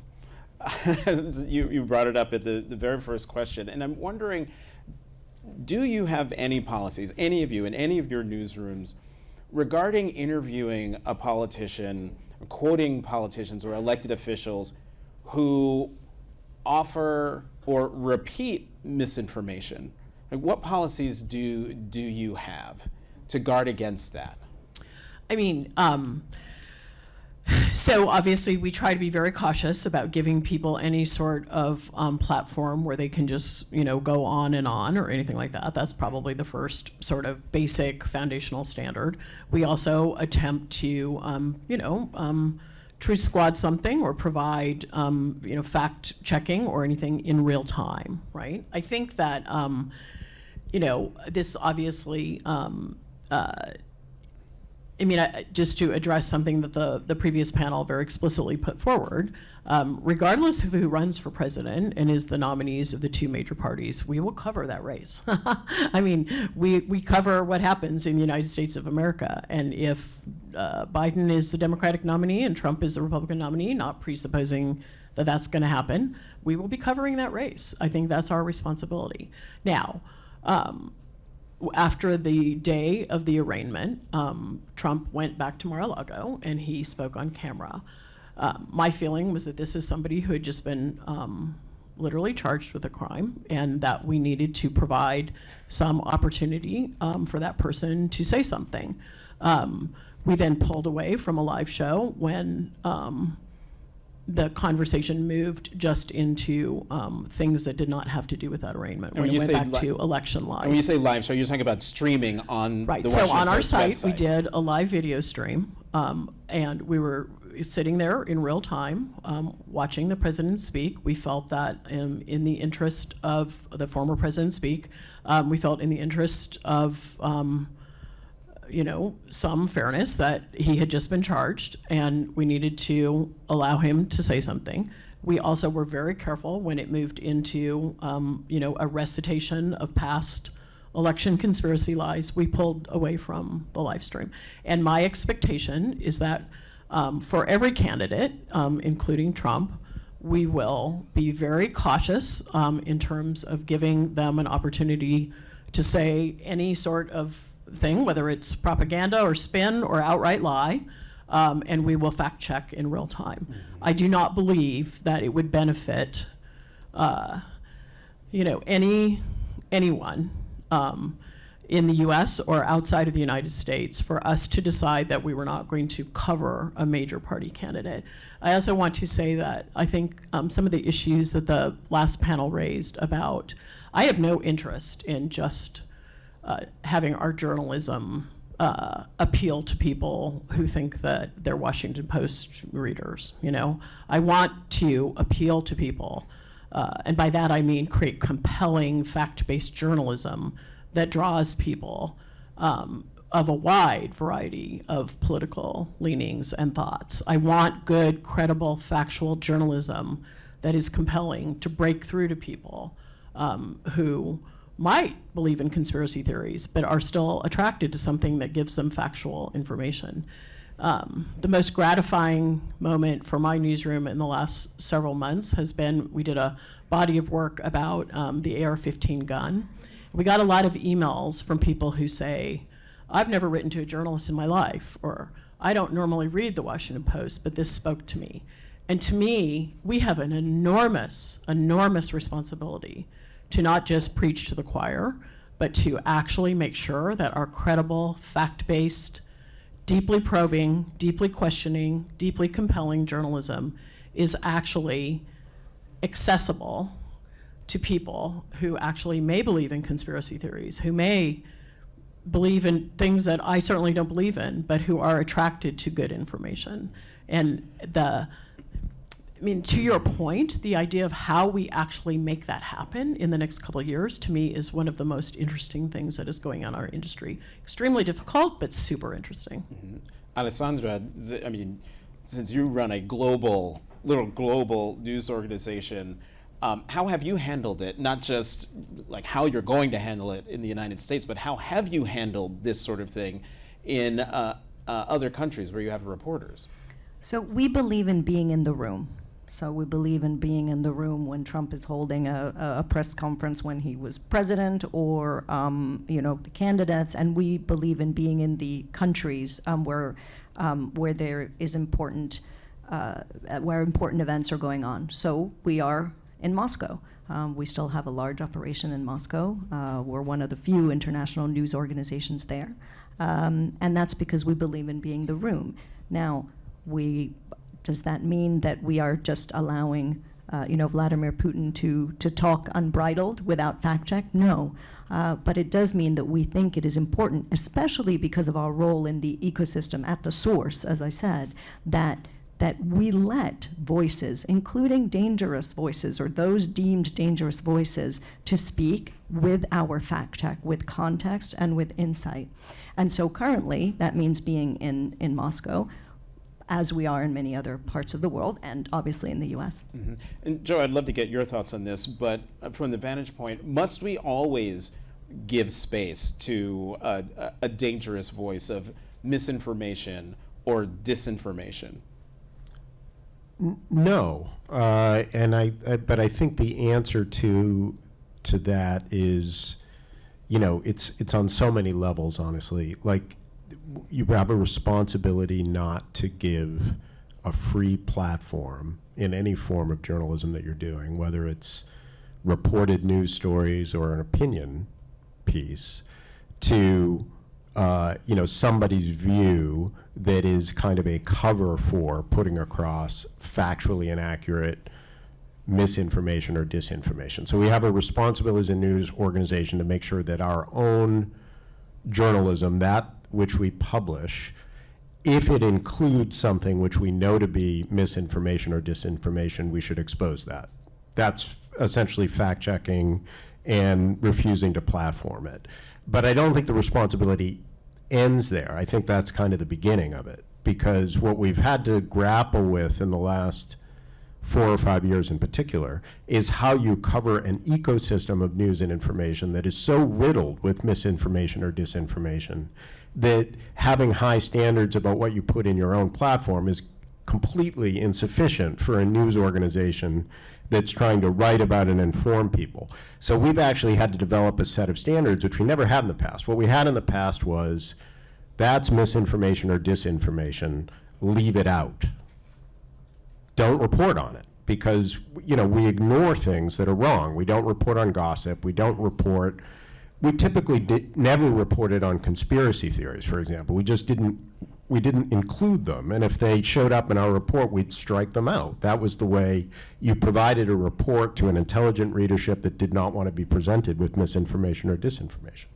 We may not, in the distant past, have been aggressive enough about fact-checking what's in our own report, but we're really in a different era entirely now, where we have to develop a set of standards and reporting incentives to actually actively report on the spreading of misinformation and disinformation, whether or not we would have otherwise included that in our coverage. That's actually, to me, the bigger challenge today, is to come up with compelling reporting on what isn't true, what is clearly being circulated to and believed by people, but we know to be false.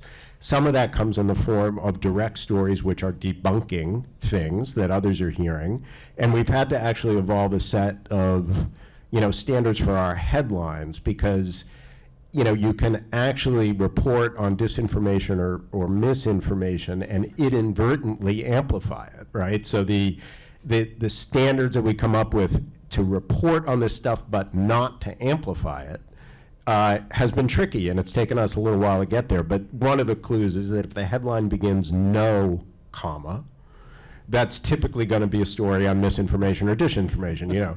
No, comma, Barack Obama was not born outside of the United States, right? It's just sort of, you have to actually begin from the very first word that you publish to make it very clear to people that what you're about to report on is untrue, which was never in the past for the New York Times, right?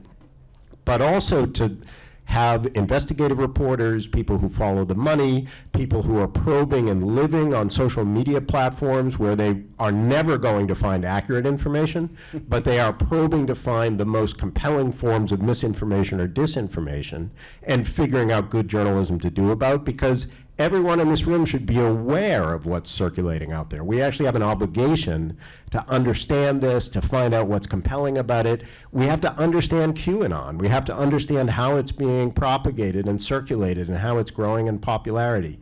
We have to actually engage with misinformation and disinformation much more cohesively than we ever did in the past. So actually, I think the challenge is there. Sally, do we at the Post have this same set of standards that Joe's talking about I mean, at the Times? absolutely. And also just the idea that investigative reporting now actually needs to try to figure out how this stuff is happening. That's sort of what I meant before in terms of, you know, fact checking is one thing, but I think that what the real challenge for us going forward is to figure out how disinformation is actually being propelled, paid for, traveling around, attracting people, how it actually travels. I think that is actually, in some ways, the story of our generation, much more than just the lies themselves, because the lies in the United States are these lies, and the lies in Russia are those lies, and the lies in Eastern Europe are these lies. And, you know, the lies are important, I don't mean that, but the actual, like, the new ways that people can spread disinformation are critically important.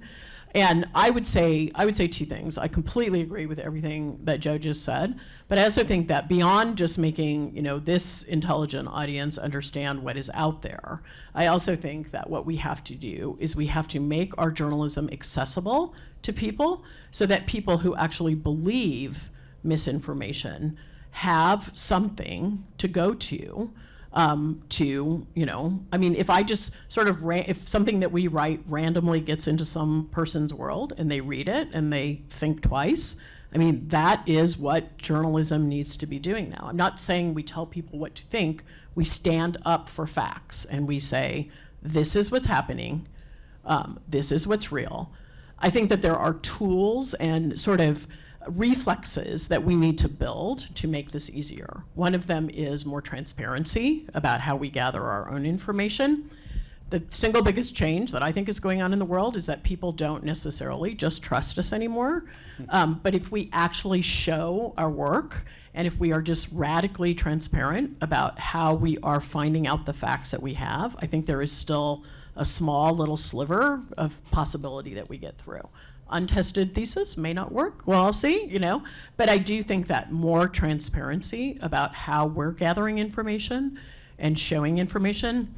One of the things that we did when we did a big retrospective on January 6th was that we wrote a narrative piece, but then we kind of shoved the evidence into it. Some of the evidence was in footnotes. It was one of the first times we had done actual footnotes in a journalistic piece. And so if you wanted to go deeper and you said, I disagree with that paragraph, they're clearly lying, you could actually go and do, you know, your own sort of primary research into where that paragraph came from. Some of it, one of the most effective things we did was, you know, there's great skepticism that local election officials have been attacked, for example. And we took some of their phone messages and we just shoved the audio into the middle of the reading experience. And so I do actually think that if we are very transparent about how we get the information that we have, there is some chance that we can still get people to think that our reporting is credible. And I think that, to me, is just very, very much the challenge of the next couple of years.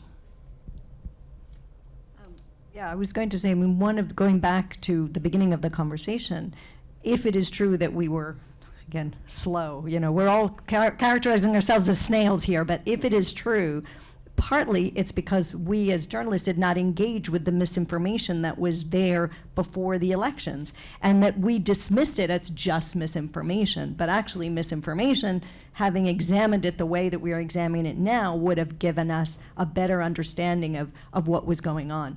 Transparency, crucial for all of us, crucial for trust in the press, crucial for just people coming to us and understanding, will be more crucial with AI. We touched upon it. I don't know if we're going to talk about it, but one of the things that we are grappling with is, as all of us use AI, I mean, we've been using AI for 25 years in automation of, say, financial results, right? So this is not new.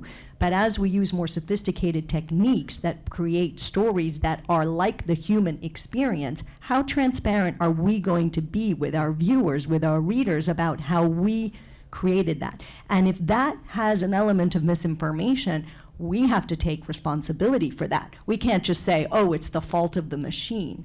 And that is a whole new area that I think we all have to grapple with. So then let's talk about it. So, I mean, you got very animated, Joe, when we were talking about misinformation and disinformation and the newsroom and reporters going about the business of now reporting on misinformation and disinformation as basically a public service so that people know what's out there. When it comes to AI, how are you, I mean, are you looking at it as a tool to help make your journalism better, or is it like a pernicious vine in a garden that is going to be more trouble than it's worth? The better it gets, the more it improves. Yeah, I mean, first of all, I would say that on this one we're going to be slow, intentionally, but not slow to try to understand it and experiment with it. You know, I think we'll be aggressively fast. I mean, I just got back from San Francisco, and we have a sizable operation there, and every single person on every single beat covering technology in San Francisco is absolutely obsessed with the way AI is taking over their lives, right? I mean, it's moving really quickly. It has enormous impact on every area of business life, on every area of the internet. It is going to have an enormous impact on journalism. And we want our people to be reporting aggressively on it, to point out the pros and cons. There are some ways where it's going to cut out rote or manual labor. There are some ways that it could significantly enhance, people's ability to research large databases, for example. To make data reporting more of a tool that's easily accessible to more people more of the time. That'll be interesting. There are also very, very worrying sides, including what we've reported on extensively, which is the very nature of generative AI is to absorb huge amounts of data without any real filter that separates fact from fiction, right? I mean, those two things are intermingled on the internet. They're going to be intermingled in AI. So I'm totally supportive of experimenting, looking at it, reporting on it aggressively. But I think, as Alessandra said, we will always have a human being journalistic filter between AI and what we publish. I can't imagine yet the point in time that the New York Times would publish something produced by AI without a human being acting as an editor or a reporter, taking full 100% responsibility for the quality of that information. In other words, like not having a filter between AI and our readers is like, it would be hard to imagine that happening in a decade unless there is ample evidence, and again, on this we will be slow to determine that the evidence is there, ample evidence that it could be done within our standards. And I think as of now, we're nowhere close to have it done within our standards. We are already, though, in the midst of using or experimenting with AI in every aspect of information gathering, even in every aspect of, beginning to, like we have a columnist in San Francisco, he says he sits down with ChatGPT-4 every day before he begins his reporting and shares ideas with it and gets ideas spit back to him. Before he writes a single word, it has to come out of his mouth. But it's like, potentially for some people, they're already treating it like talking with your spouse in the morning at the breakfast table before you go off to do your broadcast or your podcast. You get ideas. Is this a stupid idea? Here's what I'm thinking of saying. What do you think? You can get that right now from AI. I don't think there's anything wrong with trying it. I think there would be a lot wrong with just publishing the result of that without a filter. Sally? Yeah, I mean, I generally agree with all of that, and I think that's what we're also. I think it is entirely true that we're going to be slow and cautious and methodical about this, while also trying to be innovative and to try to think about. I mean, for me, there's so much hype and there's so much going on, just in terms of literally thinking about journalism, trying to think about where does this actually bring value. We're clearly, looking through complex data sets and trying to get them more structured, give you some potential, sorts of tips or ideas. I'm also very, but there's a lot of things that are just purely kind of hype that we want to try to, avoid and not get embroiled in. So I think we are trying to spend a lot of time thinking about this, and we're trying to be open-minded, but also think about, I think the bottom line is like, we believe in truth, we believe in facts. And so anything that we ever do with AI has got to be in that realm. Now, that might seem like a crazy thing to say, but that's not necessarily the way that this is going to go in society. And so I think I'm also intrigued on a separate level at thinking about, sometimes you read these surveys and readers don't actually understand that, like, we have people on the ground in Ukraine, right? We're not just aggregating satellites. We actually have people talking to people. We're actually covering it in real time. And something that Mr. Whitaker said really resonated with me in the previous panel, which is that we need to think about the value that we bring to our readers. We need to kind of get off of thinking about journalism from the journalist's point of view and thinking about, like, what are we actually giving our readers that has value, right? And so I'm intrigued as AI kind of comes at us with saying, what is the value of having someone on the ground in Ukraine? What do you get from that? What is the value of primary reporting versus just aggregating the dictionary or aggregating the whole internet? And trying to think about what that means going forward in this very complex world that we're going to face about, about what do we actually bring to people that has more value? I think there's some clear answers to that.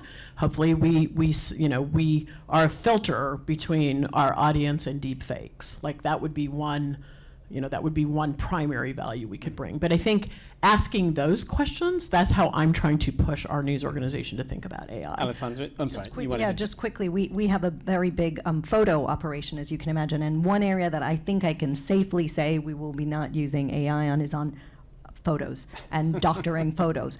You laugh, but there is a famous example just last week of a award-winning photograph, and the photographer sort of said, well, actually, I'm not taking this award because this was completely Well, and there were created. cameras shown at NAB recently that had AI built into them. I mean, these are not theoretical This is real. It's happening, right? Mm-hmm. So I think we are open to change. We might be slow, but there are also some bright lines that we really can't cross. Given our interruptions, like it's right at the beginning of our panel, I'm not sure where we are in time. I'm going to ask one more question of the panel before we open it up to Q&A to the audience for about 10 minutes or so. But I would love for each of you to give your thoughts briefly on your view of the Fox Dominion case.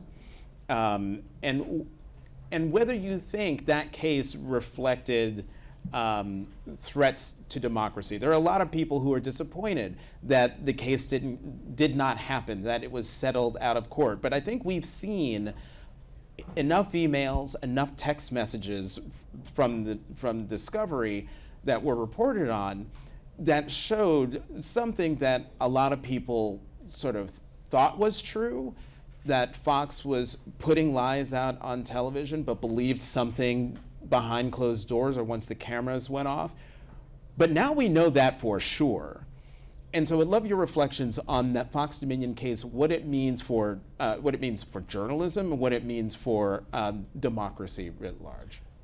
I mean, I can start, but I think you're absolutely right, and I think what came out in Discovery was sort of alarming on many levels, including, the overall threat to democracy. I also thought it was alarming because of the deepness of the cynicism inside the Fox organization, that I actually am not, at the end of the day, 100% certain that they would have lost that trial. I think there's a chance they may have gotten away with it. I mean, they fired Lou Dobbs.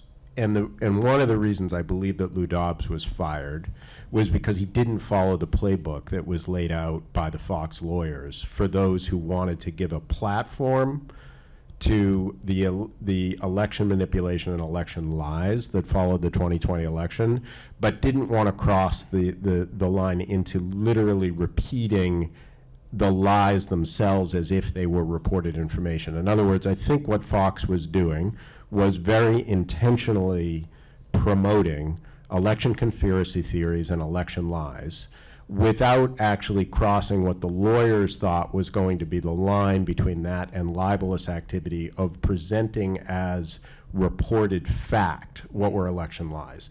So that's why you saw Sidney Powell and Rudy Giuliani repeatedly appear on Fox on all of these shows over and over again, even though behind the scenes there was widespread knowledge that what they were, the theories that they were advancing were false, or even that they were crazy, but they were nonetheless repeatedly invited to appear on these shows. That to me was a deeply cynical effort to stay out of legal trouble, even as you catered or pandered to the audience's desire to hear more conspiracy theory. And I'm not sure at the end of the day that the jury would have ultimately decided, or that on appeal Fox would have lost the case, that for the most part its anchors and its reporters did not themselves present as reported fact these election lies, but they provided the service of the whole network to advancing the election lies of others, which is why I felt like it was deeply cynical. I do think at the end of the day, the settlement and the discovery went a long way to exposing that tactic, and I think it was very useful for that. And I think actually at the end, like, there's more to come in terms of other trials with Smartmatic and others, but I think at the end the discovery and now the departure of Tucker Carlson is likely to lead to more and more evidence of the rot inside that organization, and obviously we're going to be continuing to report on it. Alessandra? Yeah, I will be brief because I think Joe covered it really well. A few things.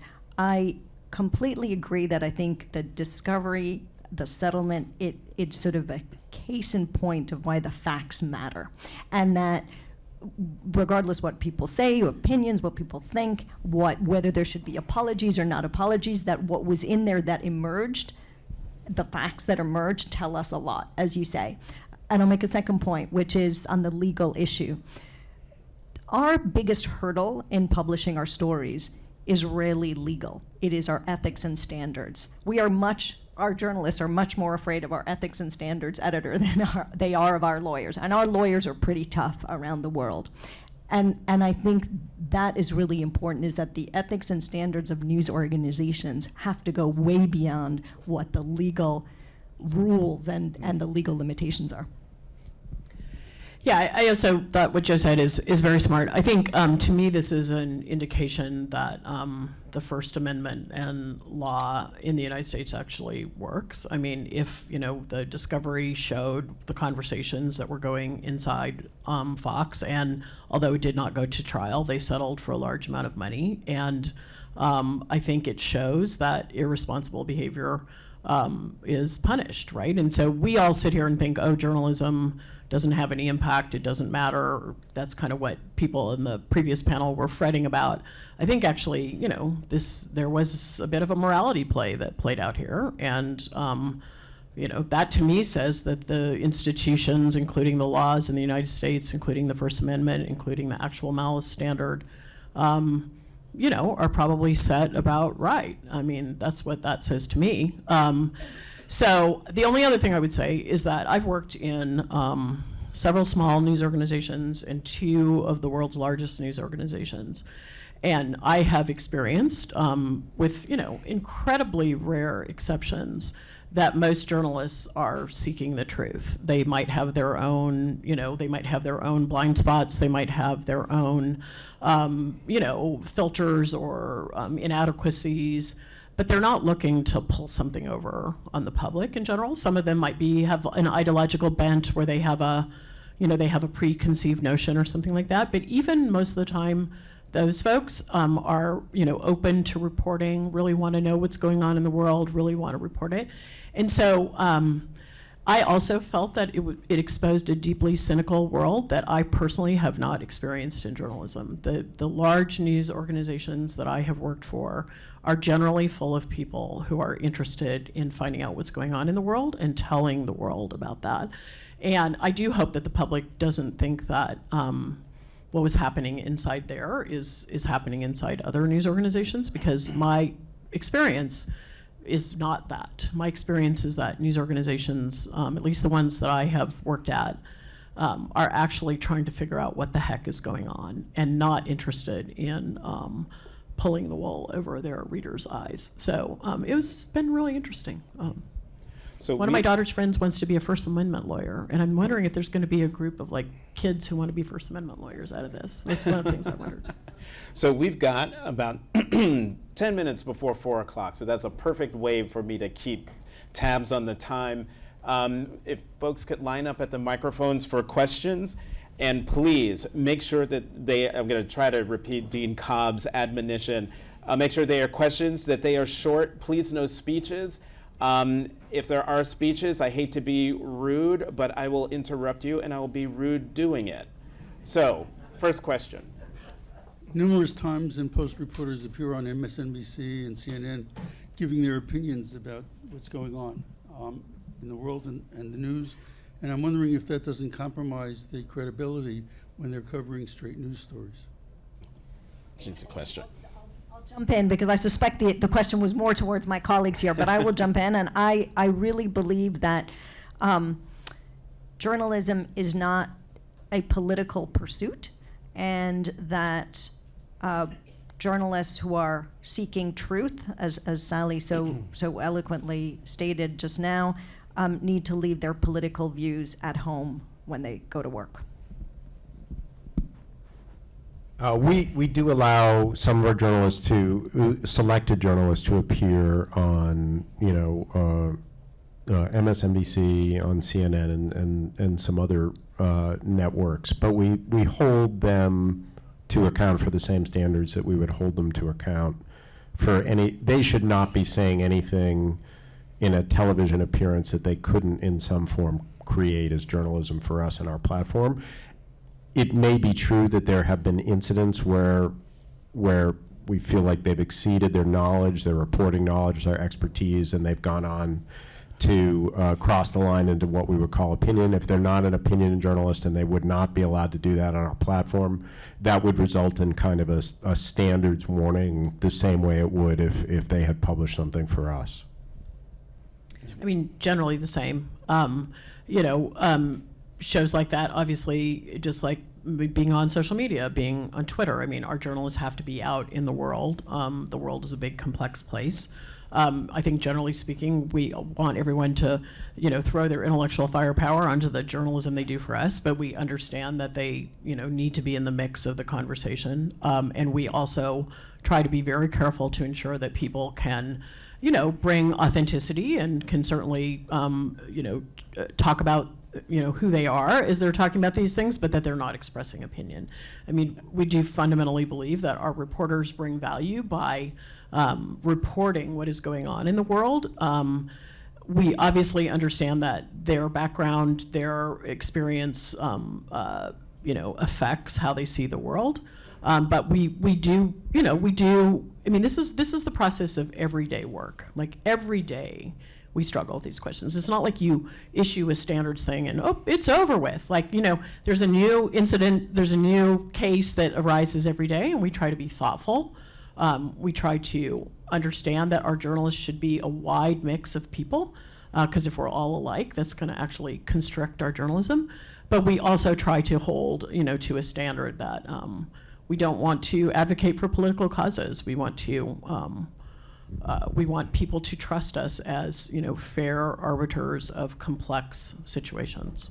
And I just want to add to your, add to their responses, but also answer your question as also an MSNBC anchor who's an opinion writer at the Washington Post. When I have news side reporters, and I make sure that my team understands that when I have Charlie Savage on, or if I have Carol Leonnig on, I am not asking them opinionated questions. I am not asking them political questions. I'm asking them questions about their reporting. Tell me where your reporting has taken you.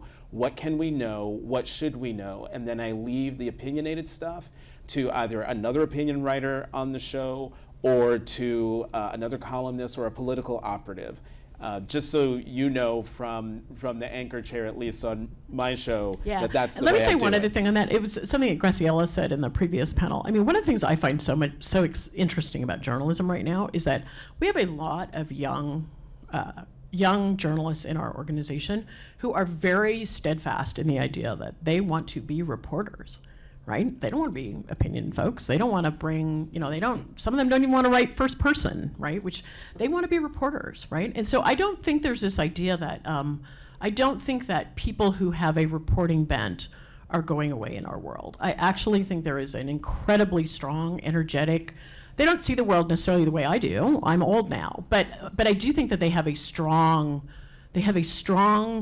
bent toward reporting as we know it. And I find that one of the most just very energizing and sort of hopeful things about our profession right now. Great, and we've got 2 questions and we're gonna get them in the 6 minutes we've got left. Yes. Working? Yes. Yeah, so Ms. Buzbee, if I heard you right, you said that the biggest change was that people no longer trusted you. And my question is for any of you, to the extent that you agree with that, it's not, why did you lose that trust? It's not how can you regain that trust? It's why did people trust you to begin with? What was the basis for that fleeting trust? That's a great question. That is a great question. Who wants to take it? You may not be satisfied with this answer, but I'll tell you from our point of view. So we are, a big part of our business is the financial news, right? We provide financial news, business markets, commodities, stories, information and stories to a financial terminal, which then is used by traders and financial operators. And they trust us because if we give them bad information, they're gonna lose a lot of money. Sometimes they'll make a lot of money, but they will generally lose a lot of money. And I think the reason I raise this is that when you provide news to people who use it to operate in their lives, then they come to rely on you and they expect truth and they expect facts because it is important for them to lead their lives. Take that out of the financial sphere, and I really believe that that's important in any sphere. And Sally mentioned local reporting. That is why your local newspaper or local news agency is so important, because you go to that local newspaper to think about what's the pharmacy where I can buy this drug, or where should I send my kid to school, or what food has been recalled because there was salmonella, right? That at the core of it, it's information that helps you lead your life. And that's what I think at the very core of it is what we should be doing. And that's why I think news organizations, the ones that do their job right, if we do our job right, that's why they should trust us, and that's why they have trusted us and can still trust us. I'm profoundly not a believer in the good old days. I think that some of the things that were said previously are exactly right. The good old days weren't that good. I think the reason that there is more skepticism of, whatever you want to call it, mainstream news organizations is because there's more sources of information, which is generally speaking a good thing. I think more sources of information are a good thing. My personal belief is that we have to earn people's trust every day, and that's how any institution should be. I do think that people should actually look at our reporting and look at our stories, look at the stories that we do every day when deciding whether to trust us, look at whether we're transparent in those stories, whether we have facts, whether we're being accessible, whether we provide useful information. Those are the things that I care about. But I'm actually totally fine living in an environment where we have to try to gain readers' trust every day. That does not freak me out, I guess I would say. Yeah, I agree with all of that. And I would just say there's one sort of nuanced distinction that we often talk about, which is sort of the difference between trust and trustworthiness. Trust is this elusive concept that's measured by Pew and hundreds of other pollsters and surveyors and online, kind of registration. What do people trust? Well, they trust, there's a higher degree of trust in Fox News, than there is in any of our news organizations. Fox News is demonstrably less trustworthy than any of our news organizations. So I think the word trust is somewhat overused, but I think the discipline of trustworthiness is critical to journalistic quality. And we won't always find trustworthy journalism showing up in trust surveys, because trust for many people means belief, it means confirmation, it means affiliation, it means passion. But trustworthiness often means presenting people with hard facts, challenging information, and good quality journalism, whether they particularly want to know that information or not. That's what trustworthiness is. I think the New York Times is as trustworthy as it's ever been, and in many ways more trustworthy than it's ever been. And we're going to continue to invest in that. Can I just add one thing? I'm so sorry. Sure. One, trustworthiness. One thing that we haven't talked about at all, but I do want to mention it because I think it's very important, is the willingness to acknowledge when one has made a mistake. Yes. And we haven't talked about that, but I think that is a key aspect of trustworthiness. And I think our news, I think our news organizations all do it well, but we can never keep our eye off the ball on that. It is very, very important. You are the last question. We're out of time. Real short. Real quick. So if Trump runs again, his entanglement or not with Russia is going to be, I guess, something up for grabs again. The CJR recently wrote a 22,000 word piece by Jeff Gerth on this topic, accusing the Times and other mainstream media of getting all that wrong, and that it was kind of siding on the idea of the Russia hoax, as Trump calls it. So I'm wondering if you guys read that, agree with it, and whether you think that's going to come up again as a topic of concern for the public if Trump is the candidate. Thanks for the question. How long do you have for a dissection of the 62,000 word? I don't agree with it. I worked closely with Jeff over many years and like and respect him personally as a journalist, and I've co-bylined a number of stories with Jeff when we were together in the Washington Bureau, and I think he has done some good work in his career. I don't think that this piece was one of them. I think that it was deeply misguided and frankly just wrong. I think it was wrong in its framing. I think it was wrong in a lot of its facts. I think the reporting that our organizations have done has been extensively scrutinized by multiple independent agencies, including a group set up by the Pulitzer Board, and was found to be rigorous, carefully fact-checked, transparent, and I think very valuable to understanding the very strange interactions and dalliances between Trump and the people around him and Putin and his world. And I think those issues are absolutely going to come up again in the 2024 election, because the most cynical views of what Russia was up to in terms of its foreign policy have unfortunately become very true in the war in Ukraine, and the future of U.S. policy toward Russia will very much be an issue, and I think it'll be a major point of disagreement between Donald Trump and Joe Biden. So I think it'll be very much back in, but not for the reasons that Jeff Gerth thinks it will be. Yeah, I'm pretty muddled. I did read all 62,000 words, and thought it was not a strong piece of analysis. I think the reality of the situation is that our reporting from then and our ongoing reporting will continue to be scrutinized, and we're completely happy with that, and we'll scrutinize it ourselves, and also try to bring forward the most factual information that we can of what is known at this moment in time, and do also expect that it will, parts of it will come up again. So. And with that, we will leave it there. Sally Buzbee, Alessandra Galloni, Joe Kahn, Thank you all very much. So everyone, before you go, I just want to say thank you for coming out. I'm the Dean and Chief Bouncer of Columbia Journalism School. But I do want to say thank you for continuing on and making sure that we could have this conversation.